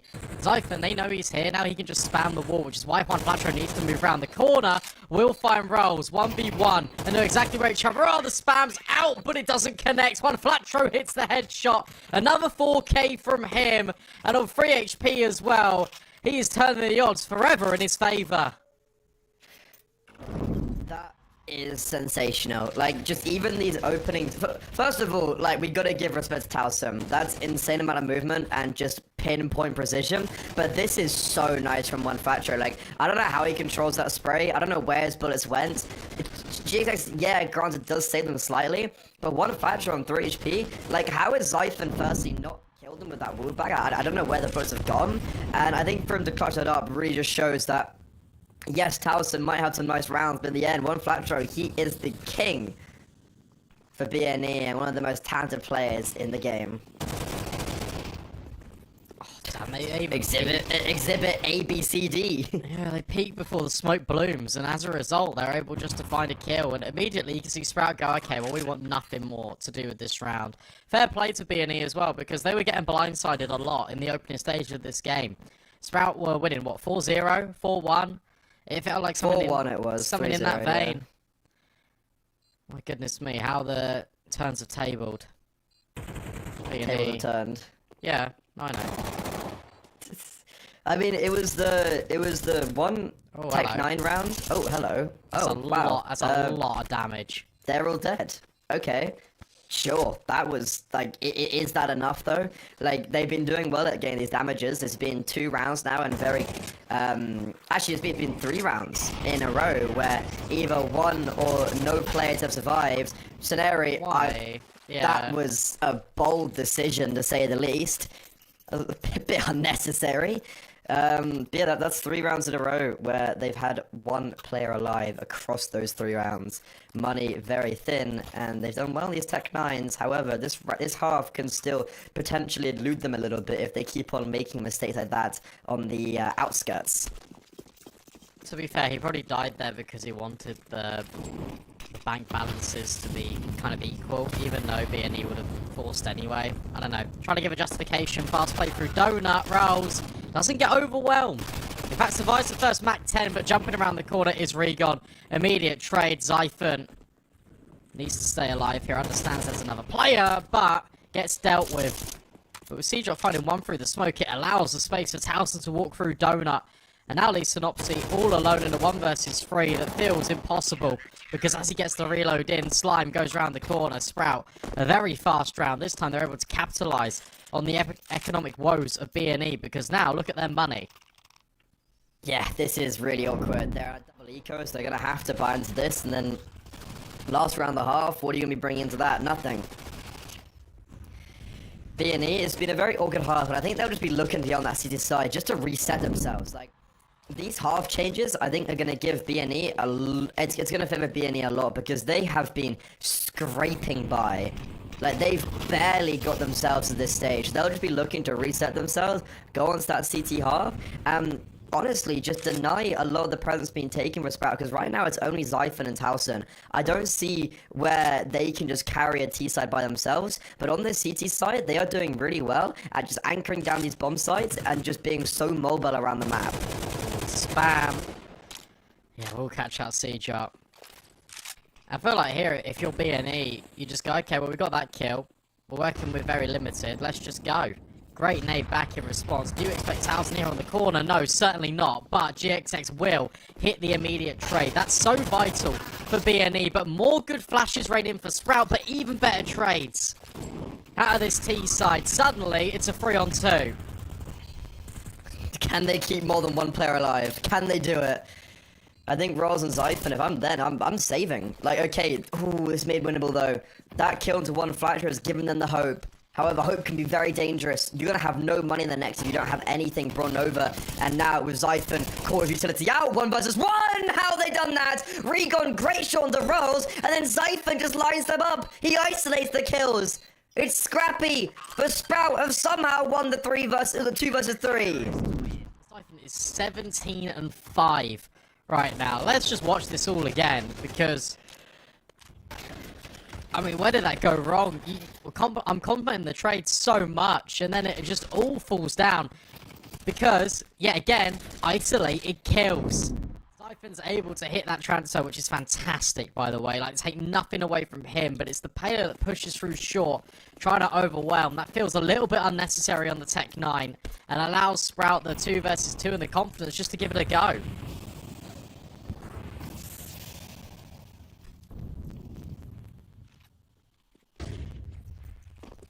I was saying they should have saved that, and maybe that's more of the safer approach. Rolls is his time to shine.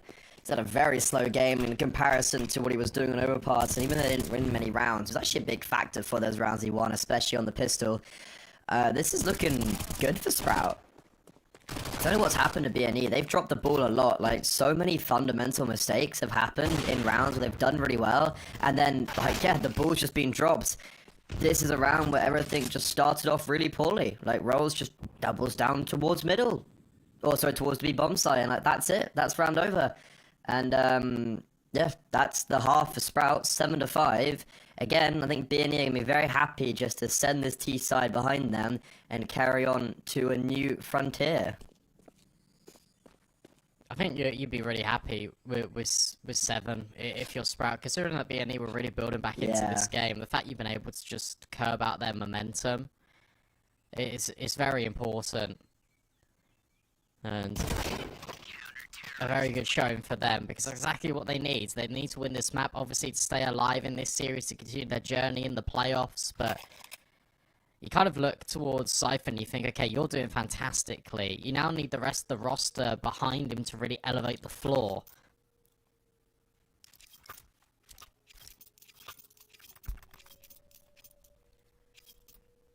I think B&E I don't know how they look at this, because they should have more than 5, but by the rounds they lost, I feel like they're lucky to get 5. However, they deep down know they won 2 Tech 9 rounds in very quick succession. That's like 2/5 of your rounds. That should be more than that. However, Sprout taking a leaf out of Bearney's book straight towards his B-bomb site. Towson leading the charge. Great on the first pistol round, and it seems like he's going to replicate that success. Flashbang blinding absolutely everybody. Towson turned his corner. What did he eat in this break? He's going huge. 2 kills, he's looking for more. He'll even claim a 3rd. Now, surely not. He's been dropped. Rolls in a 1 versus 2, reveals himself. Does put it to 1 versus 1 though. Nice frag onto Regon. GXX taps the bomb. But Rolls not baited out. He's gonna hear GXX running around with these dual Berettas, and GXX not got the right code. Jumping around. Doesn't clear Rolls. It's a 1 versus 2. My god, that got so close. But Towson, what a round. He stood so tall and does not quiver for Sprout. That's ridiculous. That is absolutely ridiculous. Rolls just calls the bluff. He just says, okay, you want to try and stick it for 10 seconds, be my guest. But you hear the 1 pair of dual Berettas in the round, you can assume there's going to be a second, which means there's probably no kit. Really well handled. The fact he tucks himself into the corner, he waits so patiently. And Sprout just continue on their good fortunes. That is really well worked from Rolls. They're able to just lock in the pistol. They force BNE to only operate with pistols in this follow-up. Ancient looking pretty damn good for Sprout, I must say. Yeah, this is not going the way that I anticipated. We could actually be looking at a 3 mapper here, and I think B&E, they are fumbling the bag right now. With just this being an eco, B&E are gonna have to reset 9-5. A big round to be winning for both sides. B&E, it's a must-win round to keep themselves in it. Sprout, they win this gun round coming in the next. That could be looking like game over. Oh, nice shot. The Eagles can still be potent for economic damage. Rolls brought down quite low. However, that smoke is going to displace B&E and make them reset. Spam. Oh. It is doing the damage. It is quite scary here. They're going to shove it in, obviously, to try and keep all of these players confined in the bomb site at the bare minimum. I mean, Juan Flatro is running away, but Sprout, do any of them die? Rolls might, although he is the furthest away in spawn. I think he's good.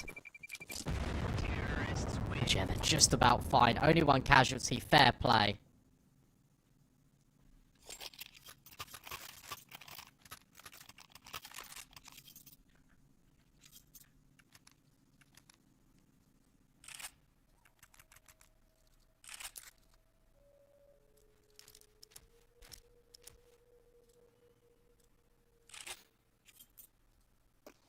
Only 1 casualty, and now the 2 Galils, double AK, and Mac 10 comes out for Sprout. B&E, you're on GXX's hands. It's a glass cannon. He is taking more of a passive position towards Donut, holding middle and A. Juan Flatcher, I didn't see him getting the hugest of success towards Cave. I thought he'd be fighting a little bit more aggressively. Is this the round where he just swings in? There is no real utility to help him. Like, Scenari might have a flashbang in this position, same as Synopsy, to give him that helping hand. But now he's just going to try spam and just try be more of a nuisance than anything. However, Sprout, they're already lining up and they're already contacting up. Look, they're very close. They're just going to pop onto this B-bomb site. Nice shot. I love this. Just pure contact. You completely keep B&E guessing. Slime finds 2 openers.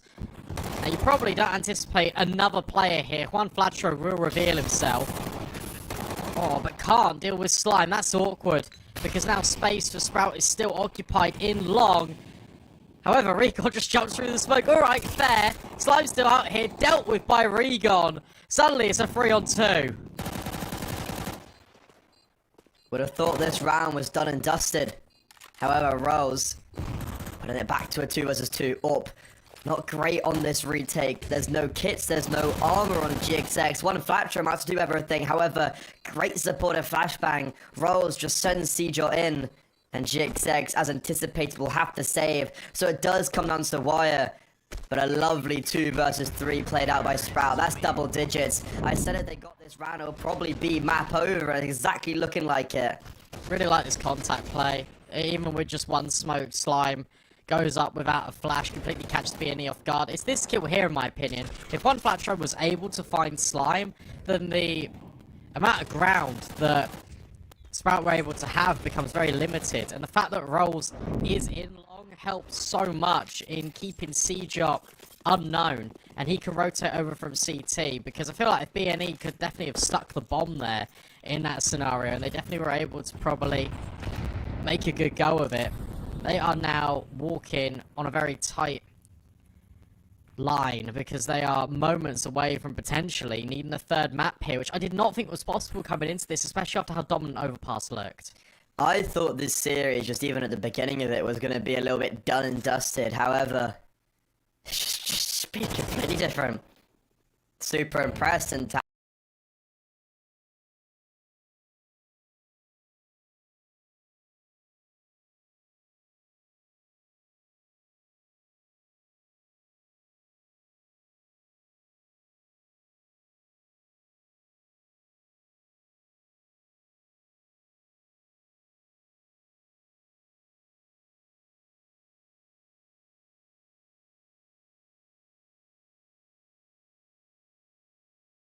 the opponent's map picks, right? It's like BNE looked unbelievable on Overpass, and now on Ancient, a map that we always assumed would be quite favourable for them. Sprout, they've been doing well in recent time on it, don't get me wrong, but BNE kind of associate Ancient with them.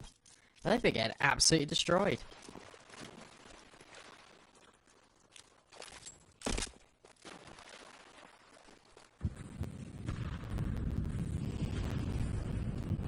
could be coming down to the last dance on Ancient. BNE are really going to have to reset now. It felt like, yeah, it was so even. It was 5-5. It felt like they were going to be winning the half. They fumbled the bag. All their rounds have come from gimmicky plays with the Tech 9s. And now they're going to have to fight tooth and nail if they want to do it in regulation. Cannot miss a beat. They have to do it flawlessly. 6 in a row at a minimum to make it even up. However, it'd be 8 in a row if they want to close it out in regulation. It's a good start. 1 Flatro. Nice entry onto Slime. There's just nothing you could have really done about that. Good spam. Good placement from the Cave player. And now Sprout, how do they work in this man's advantage? It states a pose question for Sprout. If they wanted to do well on this T side, it needed to not just be Zyphon. In actual fact, he hasn't got a kill this entire half. It's been the rest of his team that have been showing up, and this man has really been at the helm of everything. Now some moves away. And in fact, the whole squad will start to move forward in towards middle. Fast split on A. BNE out of position. All eyes on Regon. Oh, 1 Flatro. This could be perfect, and he lines them up. Snary claims the third. And Regon, oh, it's magnificent. All eyes were on Regon. However, BNE don't go straight towards Donut. They try go through Candles, and a lovely rotation from 1 Flatro. Into the crunch from that B bomb site. It's perfect. It's the first round in a while for the team from Kosovo. Is this science they can build upon? That's the important question.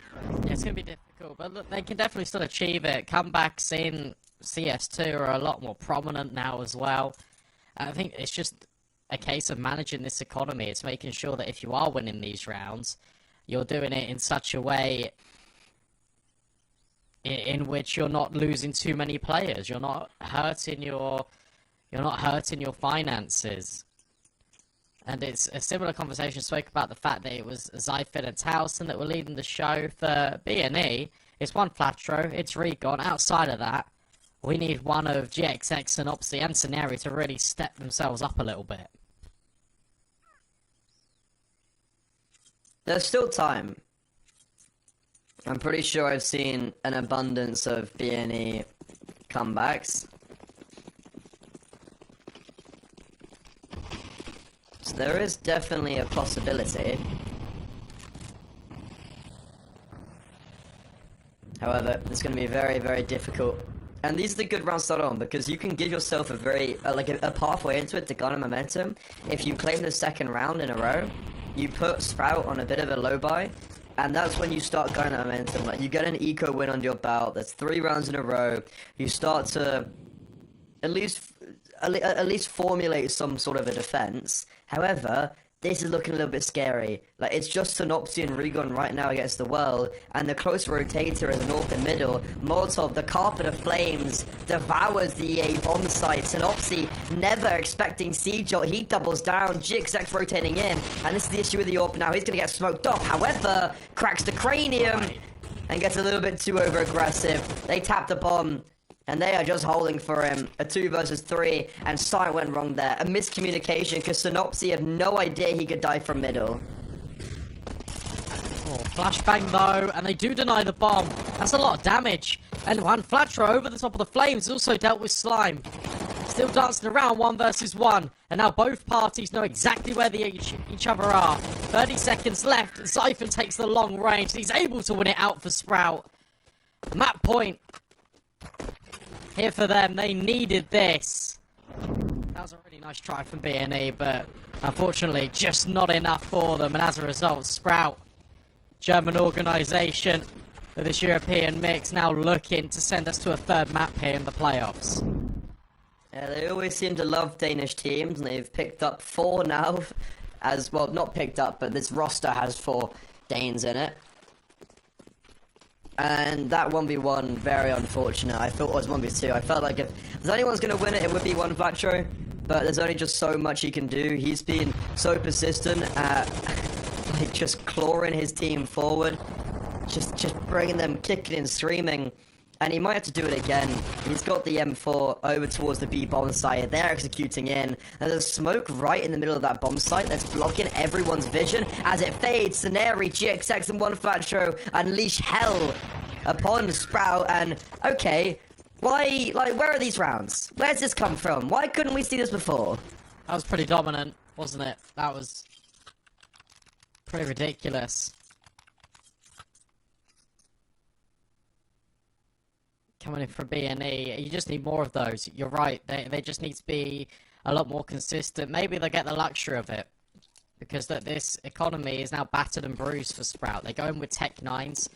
If they lose this, suddenly they're just on Glocks. Suddenly you're looking at 12-9, and it's more of a conversation piece. Fast A play. It's worked towards the A bomb site before. The defense laid very weak last time. Regon holding the spray. Does get one, is allowed to fall back a little bit, maintains his life, and because he's fallen back, he's gonna just chop them down as they try walking into his crosshair. Okay, maybe a little bit too over-aggressive. Does finally get brought down to justice. However, that's a nice sweep up, and Zyphon's all on the B-bomb side. Like, guys, what's gone wrong? He is clear, but he can't grab the bomb.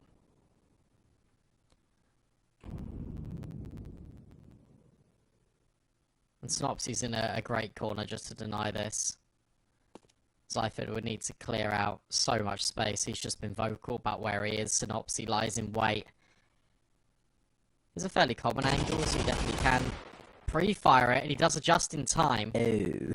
The one thing you don't want to do is give Zyphon an opportunity. I mean, yeah, he has been brought down a little bit low from that. Synopsy, not the greatest of interactions. He'll definitely be one to forget. 4 rounds. There's a world this goes overtime. Yeah. I've seen, like, 4 rounds is not that bad. That was a forced full buy, whatever you want to call it. So there should be a guaranteed 9th for BNE.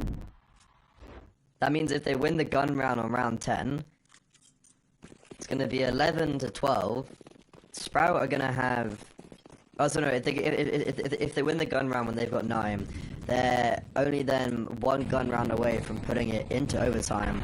And from there, I feel like they've got that momentum and confidence. So it'd be interesting to see, like, Synopsy Scenari, are they needed, or is it just going to be a Regon, Juan Flatro, GXX masterclass? And right now on this eco, surely Juan Flatro doesn't just get run down and the bomb gets planted with a 5 versus 4. Okay, it seems like that's not going to be the case. Synopsy though, ooh, again, just very, very scrappy sprays, very scrappy all around, and it's not the cleanest of rounds, but in the end, 4 players will survive, so hunky-dory. Yeah, exactly that, right? One casualty in the grand scheme of things doesn't matter how they're getting the rounds done. The most important thing is that they are. And suddenly, B&E are in touching distance of potentially sending us to that OT. Sprout need 5 kills in 1 round to guarantee Vertigo.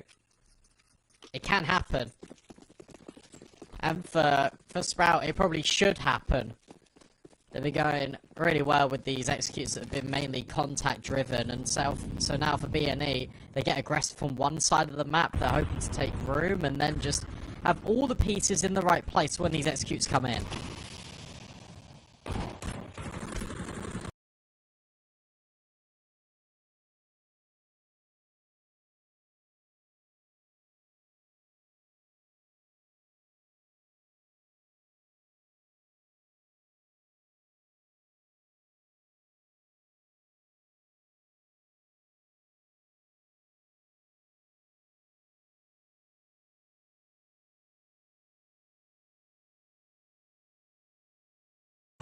Ooh, Towson's just been just dinked down by one flat show, and he's been getting good against these calculator spams. He's been making Sprout very uncomfortable, and they are just huddled up like lambs to the slaughterhouse right now. They are going to be trying to contest cave. However, Soneri is in tandem. As one flat shot reloads, it's going to bait in Soneri. However, they're unable to actually get that first frag, and now with Molotov behind them, they have to stand and fight. They have to stay here. They have to succeed. And succeed they will, but Slime gets a spray transfer. Both fall the wayside. However, you've got 2 players on Sprout with a combination of 22 HP. It might just have to come down to Seejot. Does he anticipate Recon? Yes, he does, and catches him with the back turns. What? That's huge. That opens up a pathway for Sprout, and it's the illusion that they could always go in towards a Synopsy. If he overstays his welcome here at Cave, that's where it's all going to fall down here. Slime holding, Slime being so patient. Bomb hasn't moved a muscle either, and the Slime goes around the corner. He confirms that Synopsy is in Cave, but Sprout now needs to commit up B. Yeah, nice reposition. Synopsy, he's taking the fight to them. Oh, it's scrappy. Towson was on 19 HP, and Synopsy doesn't succeed. Nade, unfortunately, not sailing to the right avenue. And now the Orpa, all by himself, to keep his squad alive on Ancient, to deny map 3 just for the moment. Deagle is out. Searching around the smokes, time's ticking down, and his lifeline has depleted. Towson, of all players, it has to be him, puts the nail in the coffin, and we're going to a decider. We're going to Vertigo. Yeah, fair play to Sprout, because they played a really good T side. B&E, they tried to work it back in that first half, but it was Sprout that were able just to kind of stamp out the momentum. They also took both pistols in this game. They were looking very good indeed, and as a result, we now look towards Vertigo, a map in which normally was a staple, normally a complete feature piece for B&E, but they have been really, really rocky. Not won a single game in their last 3 months played on this map. Sprout with all the momentum, Sprout in the driving seat with the veto. What way is this going to pan out? We're going to find out just after this break.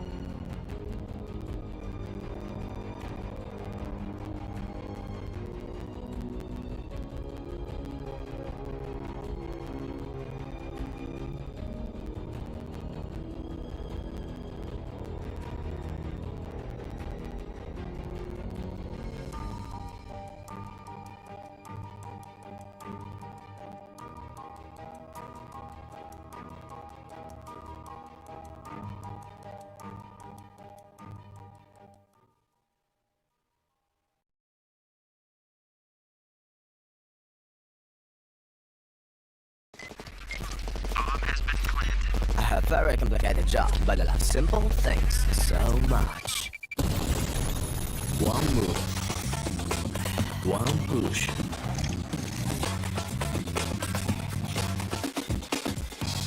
One touch.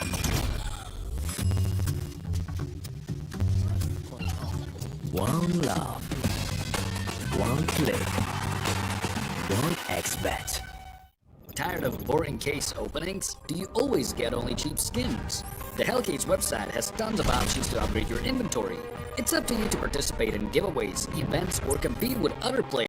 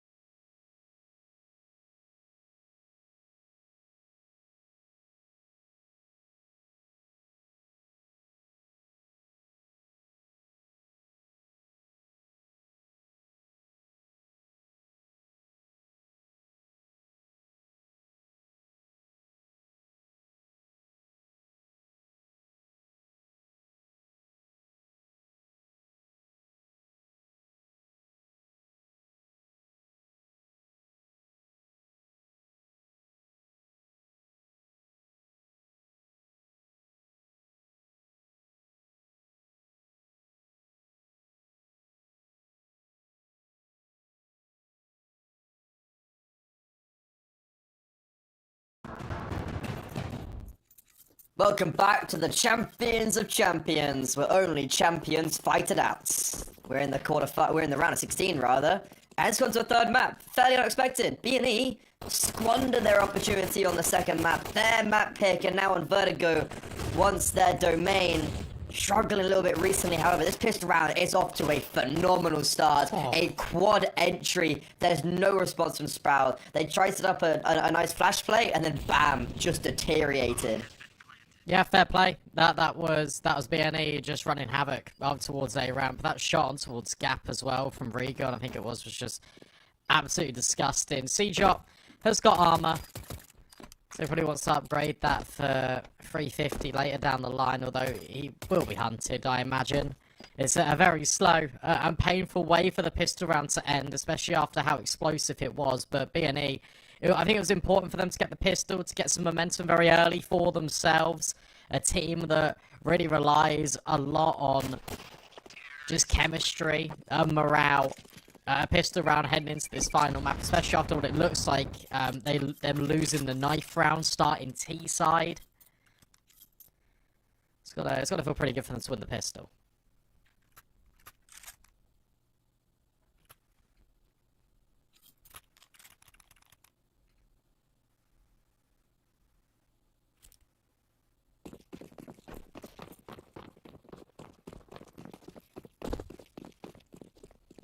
It's a little bit more like it now. I think I think B&E really needed a good start here because we saw Ancient with just a bit of the troubles. That was never really like it never got safe for them, and even though the enemy got a bit close, it was just like I never saw that as actually being potentially a winnable position. I kind of always seeing Sprout taking that one, and what is nice though is just like it's very clean. They literally haven't lost anyone. If you think back to pistol rounds, like Towson was on fire on Ancient on both of them. Rouse did great on Overpass. Sadly for them, it's not the case in this, but guns already brought out. Yeah, exactly that. Normally you get the buy one get one free with the pistol anyway. So the fact that's already happened, it's good because now we're here in the first full gunny, no AWP. And that's an interesting point as well. Is the Sprout have not really been relying on Slime too much. It's always kind of been the rifles that have been doing a lot of the heavy lifting. Slime did really well, in my opinion, on Ancient. Synopsy scaling very fast up a ramp, and damn, just I'm talking about Slimy gets absolutely bodied by nades. The B&E, they want to go up B, and unfortunately for CJot, he fluffs his lines, and one Flatro is able to find the opener. But it looks like we've had 2 DCs. That's rough. Wait, what? Okay, yeah. Well, I mean, okay, it's still a very awkward position though. Okay, a bomb is still in the grass of B&E, and they will actually get this planted, but one Flatro very well that he's been able to evade those grenades coming in. There is no kit, so now, as they haven't been able to acquire a kill with those grenades, it's going to be a little bit more awkward on this retake, and Sceneri, nice little cheeky angle, goes for seconds, he's going to gobble them up. Zyphon and Rules, they've been heard. Regon swings on the information. Him and Soneri, they don't need one Flatro, they do it all by themselves. Yeah, and of course we are going to get this technical now, because yeah, they did time out, which is really unfortunate for them, but it doesn't matter because look, they still won the round, which is pretty decent all things considered. That's awkward because if CJot finds that opening kill over towards B stairs, then suddenly fortune would have been favouring Sprout a lot more, especially with those DCs. So not going to happen, unfortunately, for Sprout, and B&E able to claim that third round. And fair play to them, because it is always unfortunate when players just get timed out. You can imagine that GXX and Synopsy are kind of in the same building, because they timed out exactly at the same time. Things you hate to see, Freddy. Things you hate to see, but even more for Sprout, like, what more do you want? You've been given a free double opener, and you're not able to capitalize upon it. It's a great post plant here. Like, this is just really nicely played. Like, Soneri takes the first contact, he excels, baits in for Regon, and then just simply they don't miss a bullet. Like, they just don't miss. GXX is back in the server. Synopsy hopefully will be fast on his tail, and Sprout, first gun round, doesn't really, like, they don't get a single kill apart from CJot, right? CJot gets an opener, and then that's it. CJot didn't find the opener. That's... CJot didn't open, no. Never mind. Well, they don't get anything then. And the game is live, so we'll be getting into it. Sorry, yeah, Sprout, you had to get a kill. What am I on about?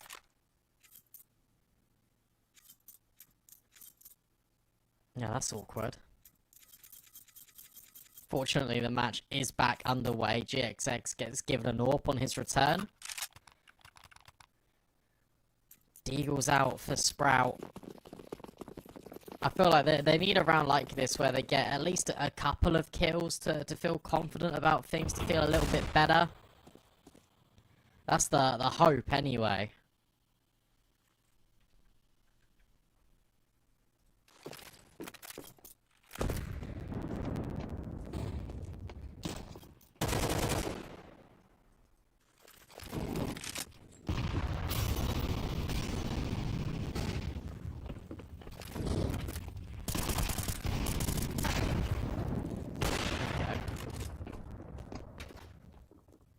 Only 1 kill. But... Yeah, this is looking better. I Oh, was gonna there we say go. it's nearly impossible that they are surely we're gonna get a frag in the first 4 rounds. And Oh, this hang round on! is now actually winnable. 2 Deagle shots in quick concession. GX, X, and Regon now in a 2 versus 2. Good utility usage. However, Seajot, he's very quick and he's gonna be flanking on them. Spam not upsetting Regon, but I think he was spotted. Oh, that flank is being held, but GXX misses the mark. That gives Seajot an opportunity, but not the second time of asking. Regon's now fallen back, taking the long-range fights, and will remove Xiphon. So that will be 4 rounds for BNE. They are able to claim it, but that's the most amount of damage, and that's the highly contested round that we were sort of anticipating out of Sprout.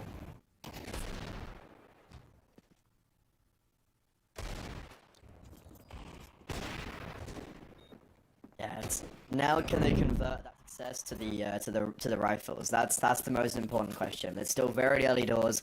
We don't want to get too ahead of ourselves with being like, Sprout 4-0, well 0-4, no kills. This is yeah, this is gonna be an interesting round to see how it plays out. A good litmus test for what Sprout can, what can we see what's gonna come up.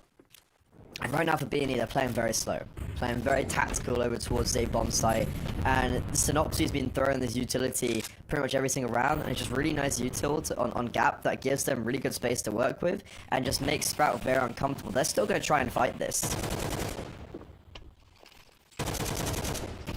Okay.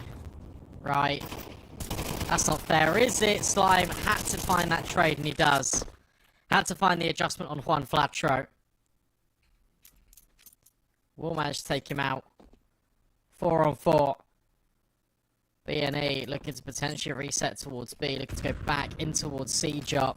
Smokes from Synopsy, trying to cause a little bit of uncomfortability in towards middle.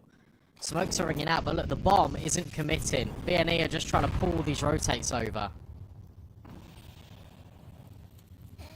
They're trying to pull the rotates. And the rotates are a little bit scrambled right now.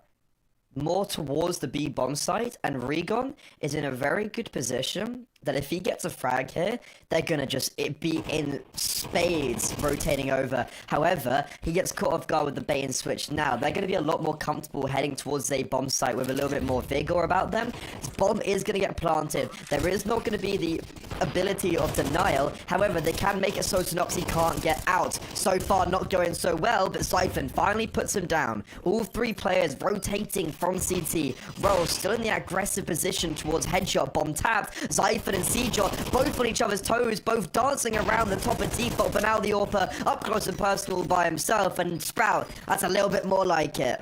Yeah, definitely. I like that. The fact that they just completely blindside the AWPer with the smoke, they both try and eliminate the rifler that's going to be trying to come in and support. From there, you can completely overwhelm this AWP. Nice try. Good attempts through and through from B&E, able to even get the bomb down in the first place when things don't really go to plan on the B bomb site. But Sprout are able to make the retake work. They're finally on the board here. It's just whether they can amount it in succession. It's whether they can make sure that they give themselves a fighting chance. Because B&E, it feels like at any moment, this game can just spiral out of Sprout's control.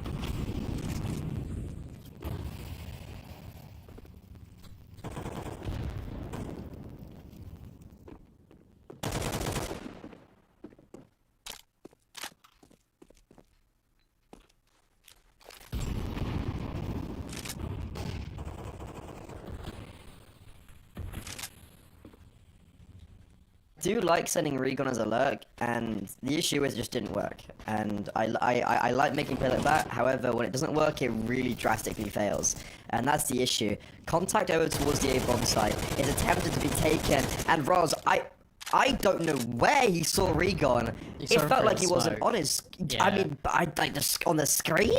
Yeah, I don't know I where he saw spotted him out, slithering through the smoke. That's a fantastic opener, and B&E now.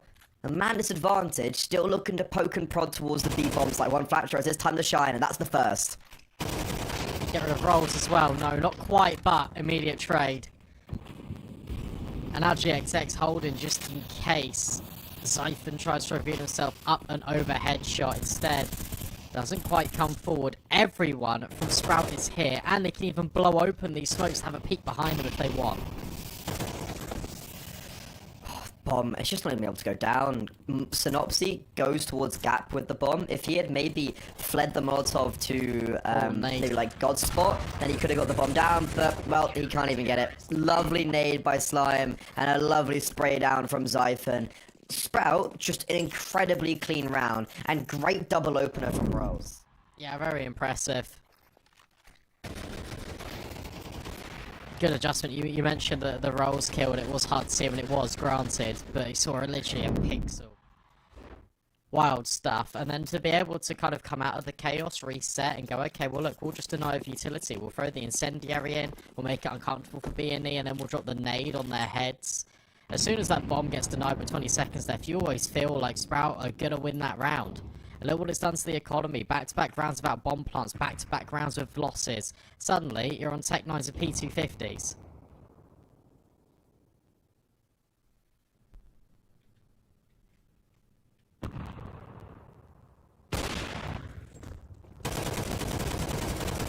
Well, those pistols don't anticipate the mid-stack.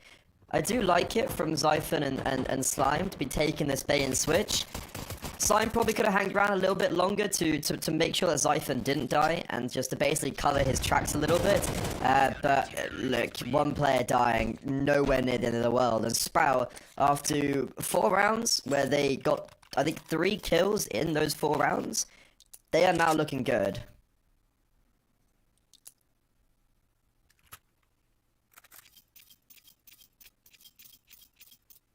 Yeah, this game is really thriving off momentum right now. It's always been A that's been the main point of contention here for B&E, but I think back to their first gun round in which they were quite easily able to scale up B and find these openers. I wonder when they try and reset and do it again. He talks about this utility being deployed yet again. We're going to see it from middle over towards Gap, and that could come in at a perfect moment because Towson, surely the flames are going to litter his feet and force him back. There we go. Forces him back momentarily, and yes, he's struggling a lot in this map, but if he can find that consistency he found in Ancient, it could be dangerous. I love this boost. Great mid-round reactions, but even better reactions from B&E. They spot it out, they dismantle it.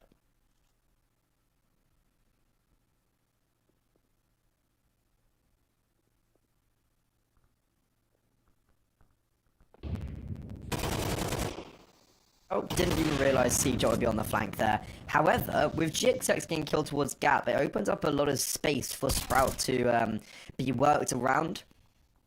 Towson, though, finally had a kill to tally. Oh my god, that is incredibly broken, and Synopsy still wins the fight out? Nah, that's actually just silly. Like, no way should you be allowed to see a shadow like that when Synopsy is behind the smoke, in the smoke, and he gets ousted by a shadow. I mean, the fact he still wins the fight is also quite silly, but Sprout, they're even up 4-4.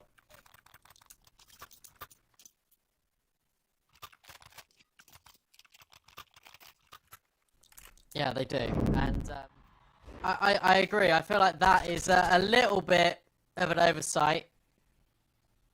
You can see it here. Like, yeah, I mean, come on. Like, that's so broken, man.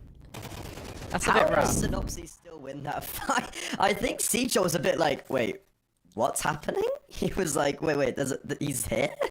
I think some of the shadows do need to be reworked. I saw a clip on Ancient of like this guy's foot in cave, and it was absolutely massive. Just on Do you remember the Smooya clip? This was when it was really bad. And there was the clip of Smooya, and he's just like holding AWP A main on Ancient, and like it's just like he sees a shadow like 10 seconds before the guy peeks, but then he flicks onto the shadow because it looks like a guy. It's awkward. I do like the visual changes in CS2, don't get me wrong, but some of them are... It needs to be patched, you know? It needs to be fixed, reworked. Big nades. Oh my... Massive nades. How many was that on towards Towson?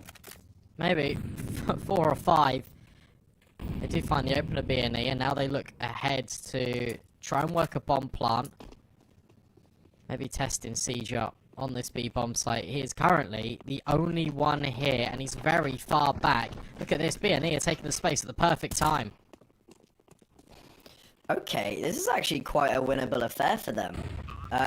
Bomb's going to be planted. They're going to be in an advantage on the retake. However, Siege Up maybe taking the fight a little bit too aggressively wasn't the right idea, because GXX also struck from middle. This is crashing down. GXX doesn't have armor. These guys are just on P250s and Tech 9s, and it's gone so well. They are just ready to swing on a moment's of notice. That's exactly what they're going to do, and they do it almost flawlessly.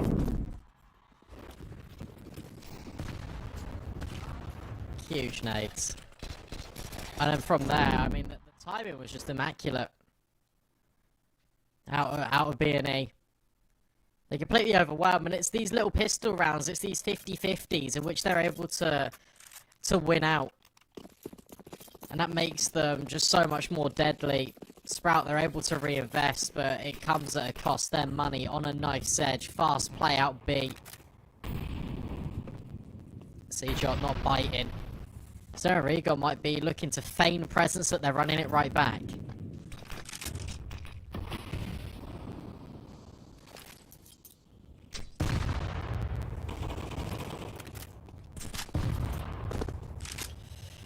Very scrappy early stages. Look at Towson, he's all the way down on the A-bomb site.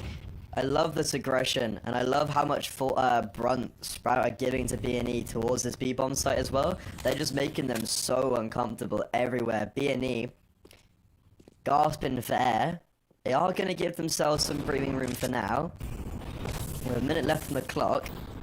They have actually forced back this aggression very nicely across the map.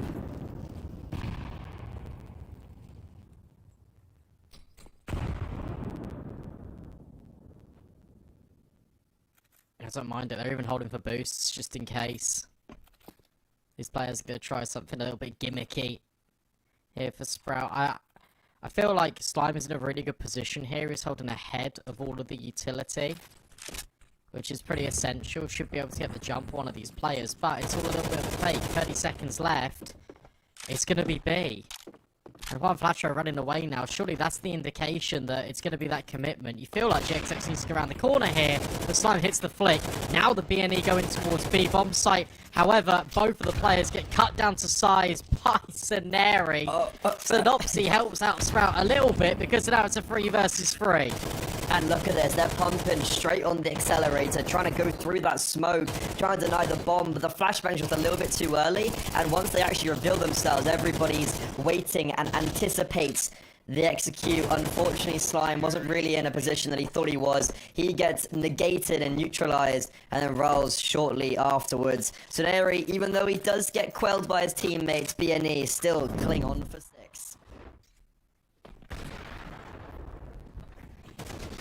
Yeah, I mean, this was even with Scenari dying to his teammate.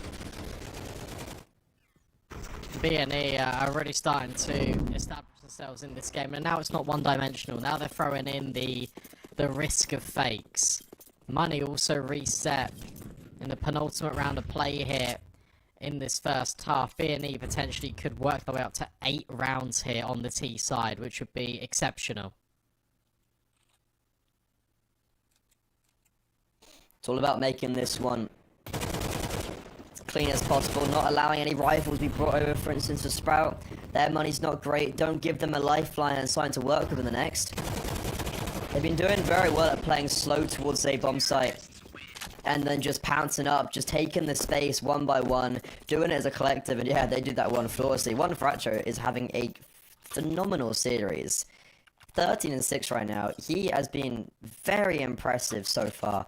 And right now it seems like it's going to be the X factor, because we look over at Zyphon and Towson. My god, they were beyond impressive on map 2. Now they have 9 kills combined. One Fletcher has 13 by himself.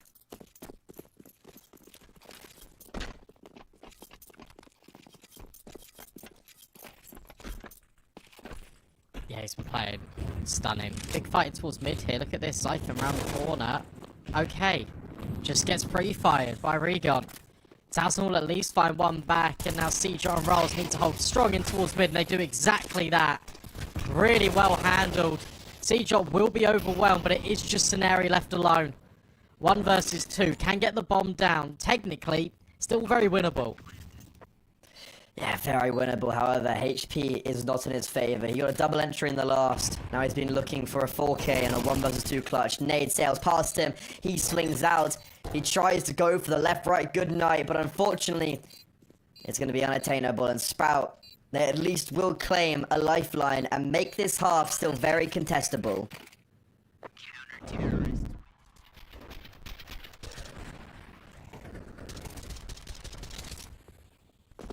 Good stuff here from Seager. Just making sure he's staying alive for as long as he possibly can. Takes that fight right at the very end because you had to slide in close proximity. Just not to be right now. Sprout able to hold on. Sprout able to give themselves a foundation to work with. It's so important this game didn't spiral completely out of control. 7-5, you're only a pistol away from equalising the scoreline. However, BNE took the T-sided pistol when this third map kicked off, and Sprout will be looking to do the same. Oh my, hello. 4 players here at A. And there's 5 players here for Sprout. This is an identical pistol round from the first. It's going to be a bloodbath. Sime leading the charge. Somehow gets the first kill. Completely isolated by himself. Still succeed. But the dual Berettas charging down. And maybe need to be a little bit cautious. Because taking those long range fights are very unfavorable on a weapon that is primarily used up close and personal. But they still have the advantage. They're going to back away with that. And rotate their forces. Not even majority towards B. They're actually spreading out quite thin. And I think this is going to play to their downfall. Could do. At least you've got Synopsy here in middle. But as soon as contact gets taken by Scenari, you can imagine that Synopsy will try to go over the top and Zyphon will punish. So this really comes down to how much Scenari can achieve here. He's now left on an island because Synopsy has just been railed out the server. However, one flat throw flanking from behind. They changed the directive to try and go back towards A, and the dual Berettas on only 20 HP. Able to silence a double. BNE now. 2 versus 1. And again, look how tensive they are. They've split up. They're playing sporadic away from each other. No one's on the B bomb site. And now Zyphon, he's able to make his way here, and no one's going to be hearing him. Like, he's making a stampede. He's being so loud, and he's able to tap, and he's playing all the time. No one's going to hear him. Finally, Scenari on the scene. Trying to take this fight. Be careful, because he's by himself. He's gone way too early. He couldn't deny the bomb, but he just jumps into Zyphon's hand. And the 1 versus 3 handed to him on a silver platter. Yeah, you really hit the nail on the head there. Handed on a silver platter. I don't understand why they're playing so disjointed when it looks like you're going to go for a retake 2v1. You've undone all your hard work. You've undone your map control by being on B in the first place here, Scenari. And then why on earth have you just ran completely solo off the back of it? You give Zyphon the opportunity and Zyphon will take it. Incredible 4K out of him, Sprout. And now force B&E onto these pistols. And they're going to tie things up here, surely. Yeah, I actually just don't know how they won that. Like...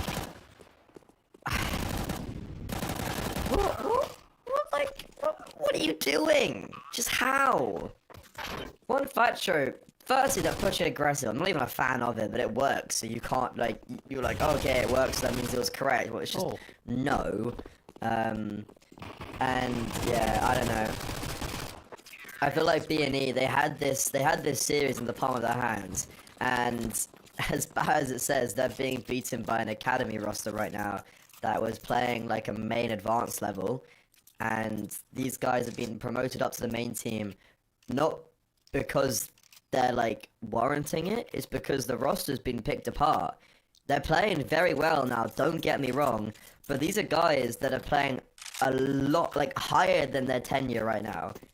These guys don't have much experience, and they're playing so well against BNE. They fought to get in the playoffs, and now they're looking to place themselves in the quarterfinal spots, which would be a massive upset. However, Regon, off to a good start in round 15, gives himself the opener.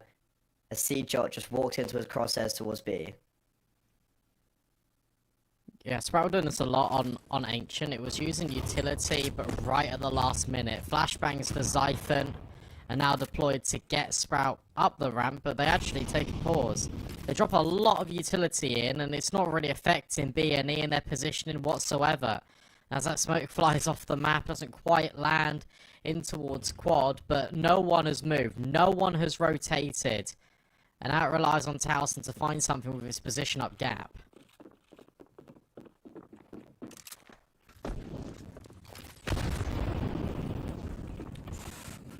Nice nade. Slime down a little bit. Look at this from BNE though. Everyone's here. All the rotations, but one Flatcher exposed himself to the masses. That seemed a little bit overconfident now, and it gives the force fall back to Sprout. However, what's this? Slime's in the smoke. Towson's still playing aggressive. Sprout are taking the fight to BNE. They don't want this retake to have any sort of space to work with. All the pressure still put on them. However, maybe this aggressive position is going to be to their downfall. Regon, he's fighting, kicking and screaming, trying to pull his team over the line, but in tandem, and in a blink of an eye, 2 bullets zing to 2 heads, and Sprout take the lead. Yeah, again, I feel like you've got this over-aggression coming forward. Look at what happens when BNE group together and go as a unit. Sure, Regon finds all the kills, but he's got the close trade spacing of all of his players, and then suddenly BNE break apart from that. They try and isolate 2 fights, but in doing so, yet again, you're giving over these 1 versus 1s, and it's been the story all series long.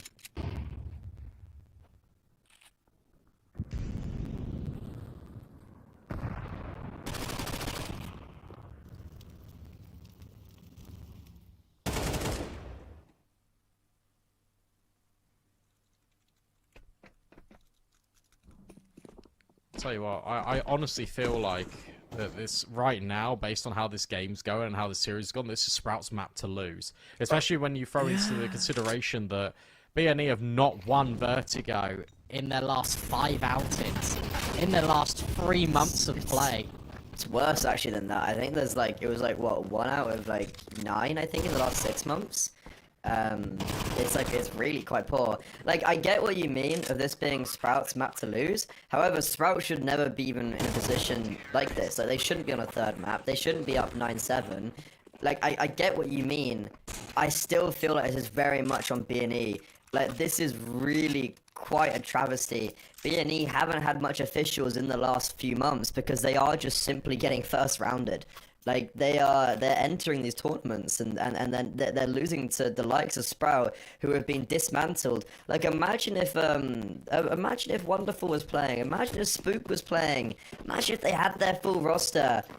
Like, I don't know. I'm so bewildered by this, but I'm also super impressed by Sprout because they are playing above their tenure right now, and you've got to give them that. It's a lot of early util damage done early. Towson finds Scenari. Really good opener. Should be traded here by that nade, and he will be. But it doesn't matter, because right now Sprout wants to hit on towards B. Regon standing in the fire and the flames yet again. Immediately traded out GXX this time. He's here on the scene almost immediately. That's going to make Zyphon and Slime reconsider. But that further allows BNE to claim this space. But is it just misinformation? Sorry, I thought for a second Slime got the kill on GXX, but no, that's a lovely tag from the AWPer. This is a very difficult 2 versus 3 to put yourself out of. And BNE have not moved a muscle. They are still stationary, sat on this B bomb site, using one Flatro to probe. They should be around going in favor of BNE, and it looks like it will. Unfortunately, Slime just puts Synopsy down even lower and adds another low HP tally to BNE. And in a 1 versus 3, potentially the most tenured player on this roster has to lead by example, but gets chopped down, and BNE back to winning ways.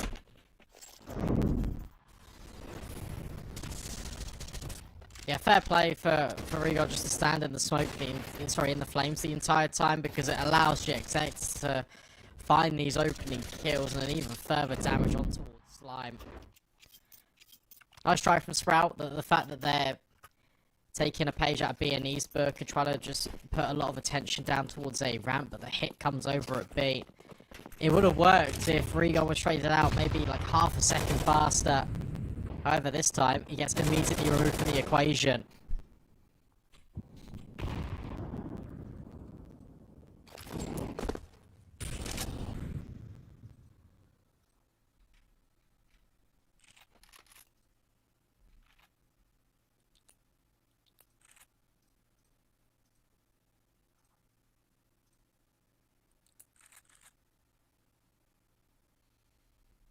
What do B&E do now? They've lost the opener, and they're all huddled around middle. They peer in, see that no one's there, and choose to back away. I'd love to see them take more decisive stance towards one side of the map and actually take the space. And that's gonna happen over towards A. Scenario's gonna float his way in. His counter utility could be nice, and it will be. Nades, perfect. GXX, even better. Advantage in favor of B&E. Slime, though, this has to be his round. Opening up towards Gap, executes one flat throw, but GXX in the backlines now. Not the weapon you'd want, and he's actually just missed a shot. He reveals himself. He gets hunted down. Now, Sprout, they've completely evacuated this A bomb site. They'll be looking to go towards B, potentially, or are they faking it out? The mind games are at play. However, have Sprout overthought a little bit, and are they playing themselves? And this could be the case because Slime gets eliminated by Scenari. They will be able to find their way on towards B. I think they'll have the timing on Scenari. It all depends on Rolls pushing, and he doesn't. Scenari actually gets there immediately, holds dub, and finds the dub in the round for B&E. Just about able to survive. Yeah, sure, it gets incredibly scary with Zyphon finding that kill on Synopsy, but ultimately, Scenari, just by pushing, just by taking that initiative, he's able to get it over the line, and now B&E have been able to get back-to-back rounds in a row, and we're all tied up again. I honestly feel like I've hit the nail on the head there, of just being like, Sprout, they're just overthinking this way too much. Absolutely. Like, you have an A-bomb site. There are two players there, but you've done really well to section off everyone else around it. Just get the bomb down and play a post plant. Leaving an AWP towards Sandbag isn't a bad play, but I don't know what he was doing, though. That's the thing. Like, I've seen so many rounds won where they do that play. It's just not executed correctly, and as soon as he dies, they allow for the rotation to just speed away. Now, look at this round. What is Sprout doing? They're swinging nonchalantly onto the A-bomb site, take the first contact, back away into the utility. Towson's on 2 HP. You're a little bit tagged up across the board, and yeah, you've got ramp, but at what cost? And now you're giving it back?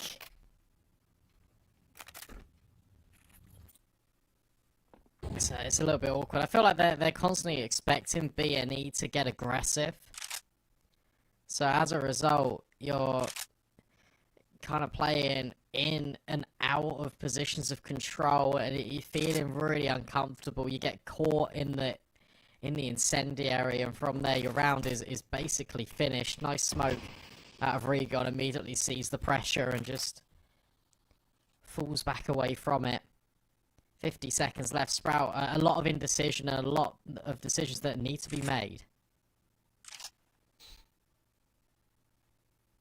I love this boost. I really don't think they check one flat throw here, just because of how late in the round it is. I don't think they anticipate this. Is anyone a look? Nope, seems like they won't, but trigger pull too early. Opportunity missed. Now, Sprout can identify those two players towards Gap. They need to get a move on. 20 seconds, and a lovely double nade. They've lined up utility perfect. Spam through the smoke is going to connect. However, one flat throw dies towards short. Bomb does get planted, but Towson instantly limited after. Pressure continuously applied. Scenari Jumping up, exposing himself, but this time for success. Now, in a 2 versus 3, Seajot needs to bait in for his captain because this round lives and dies with Rolls. However, Seajot dies too early. Rolls identified, no bullets left.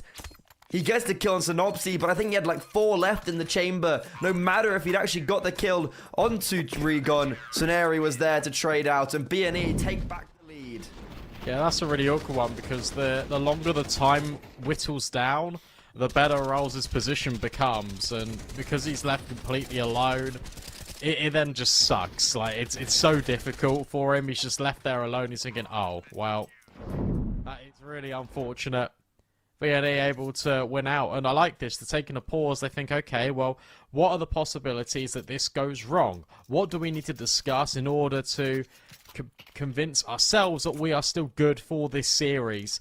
Limited util, limited money now available here for Sprout. A Galil gets thrown in the mix by Seeger. But that is it. That is the MVP weapon of the round for Sprout.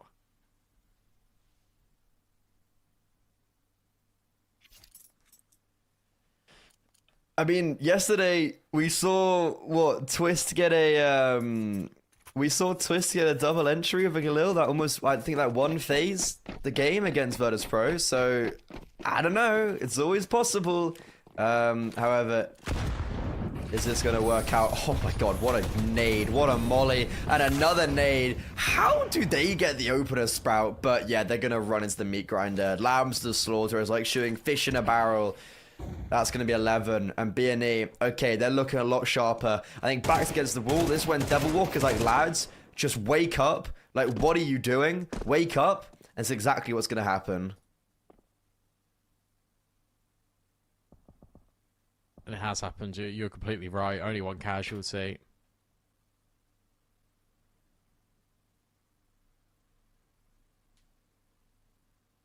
I was hoping for a bomb plant. I don't think he's going to find one. I feel like this game is... Honestly, it's interesting because Sprout, it felt like they were finally starting to take the control, and then they've overfought a couple of rounds, and it's completely spiraled. Synopsy will take the swing. He'll knock Rolls down a peg or two, and there'll be no bomb plant available here for Sprout. Sure, they'll be able to invest, but it feels like it might be the final stand.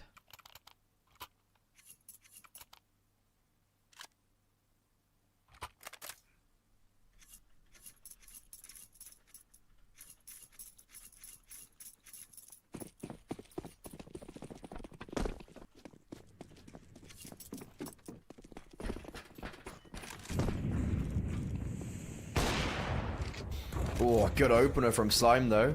It's a little bit more like it. GXX, that's a huge kill to get. Both of the Orpas clashing early, and Slime's the one to win that out. Do they anticipate one flat throw? Oh, Rouse!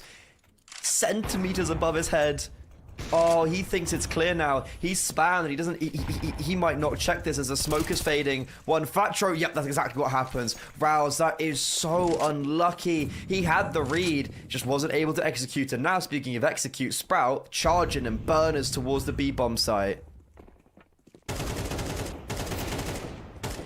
Yeah, however, though, Regon is still fighting, and the bomb's not been planted. Regon finds more. How is this a 1 versus 2 for Sprout? Towson will finally plant the bomb. The nade goes close and it completely displaces him. BNE. From positions where it just looks like consistently that Sprout are going to have the upper hand. BNE are crawl it back into their situation. I mean, what on earth? What a round from BNE.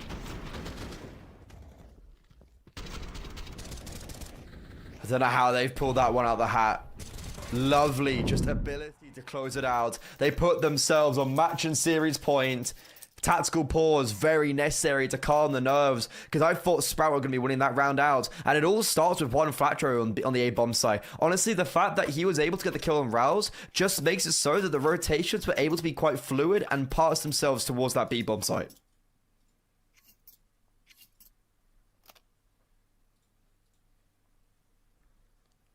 And now it's BNE again that are taking the pauses. It's not Sprout, it's BNE. Just making sure they're all on the same page. They don't want to let this slip. They don't need to. They've got 3 chances to try and close this now. To try and just completely prevent Sprout from having any opportunity to work their magic. To try and assimilate any sort of comeback. And Synopsy pushing middle with the nade as well. It could all be over here, and it might well be. The dominoes start to fall. Fantastic. Really nice openers. Synopsy definitely struggled quite a bit over on map 2, but his reinvigoration alongside Scenari has been able to prompt B&E to 13.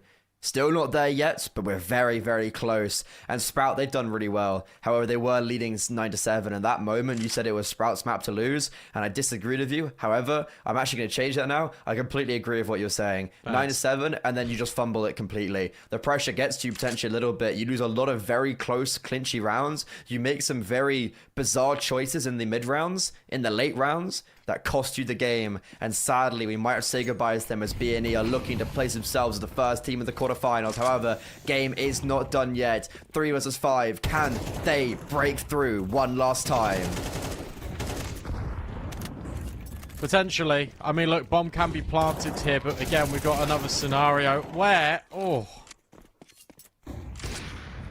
Okay. Good kills back, but yet again, it's B&E. It's just with the players, it's the quantity of them. C-Jot 1v4. The GXX will find him. Defuse locked in. Sprout will be eliminated. They fought very valiantly, but B&E, too much of a prospect for them to handle. B&E will progress further in the Central Europe playoffs. Sprout bow out in the round of 16. Yeah, considering how many issues Sprout have had recently with their rosters, and even Spook not being able to play today, you can definitely congratulate them and you can tip their hat at their performance. But B&E, they simply were just too strong. And now, as we've been saying, that's the first team in the quarterfinals. They'll be facing either Ochi or Arcred, and if I'm not mistaken, that's played tomorrow. However, we still do have some more games on for us today, and we've got Aurora versus Thunderflash coming up next. That's going to be right on our heels. We have not gone over time, but we're definitely going to be entering this next game very shortly. Aurora, they've had great success recently. They made the playoffs of the Rubek Cup. They actually got in the semi-finals. Really impressive there. And Thunderflash, who are, as I said, like, they're on the up and coming. They're on the rise. This might just be a little bit too much for them. So do not go too fast. We'll be back very soon after this break with Aurora versus Thunderflash. A very complicated job, but I love simple things so much. One move, one push.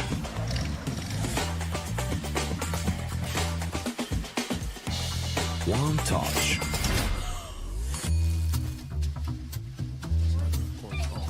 One love. One click. One XBet. You look into your inventory and there's only... It's time to forget about this garbage. Here you will find everything to play with really cool skins. Open top cases. Upgrade dropped skins and turn your junk into a cool gun using the contract system. Every day, thousands of people upgrade their inventory with us. Hellcase.com. Look at yourself in a new way. Watch the matches with BO3.GG, the official stats partner of CCT. Check out AI-powered predictions in live matches. Get access to live scoreboards packed with in-depth weapons and grenades.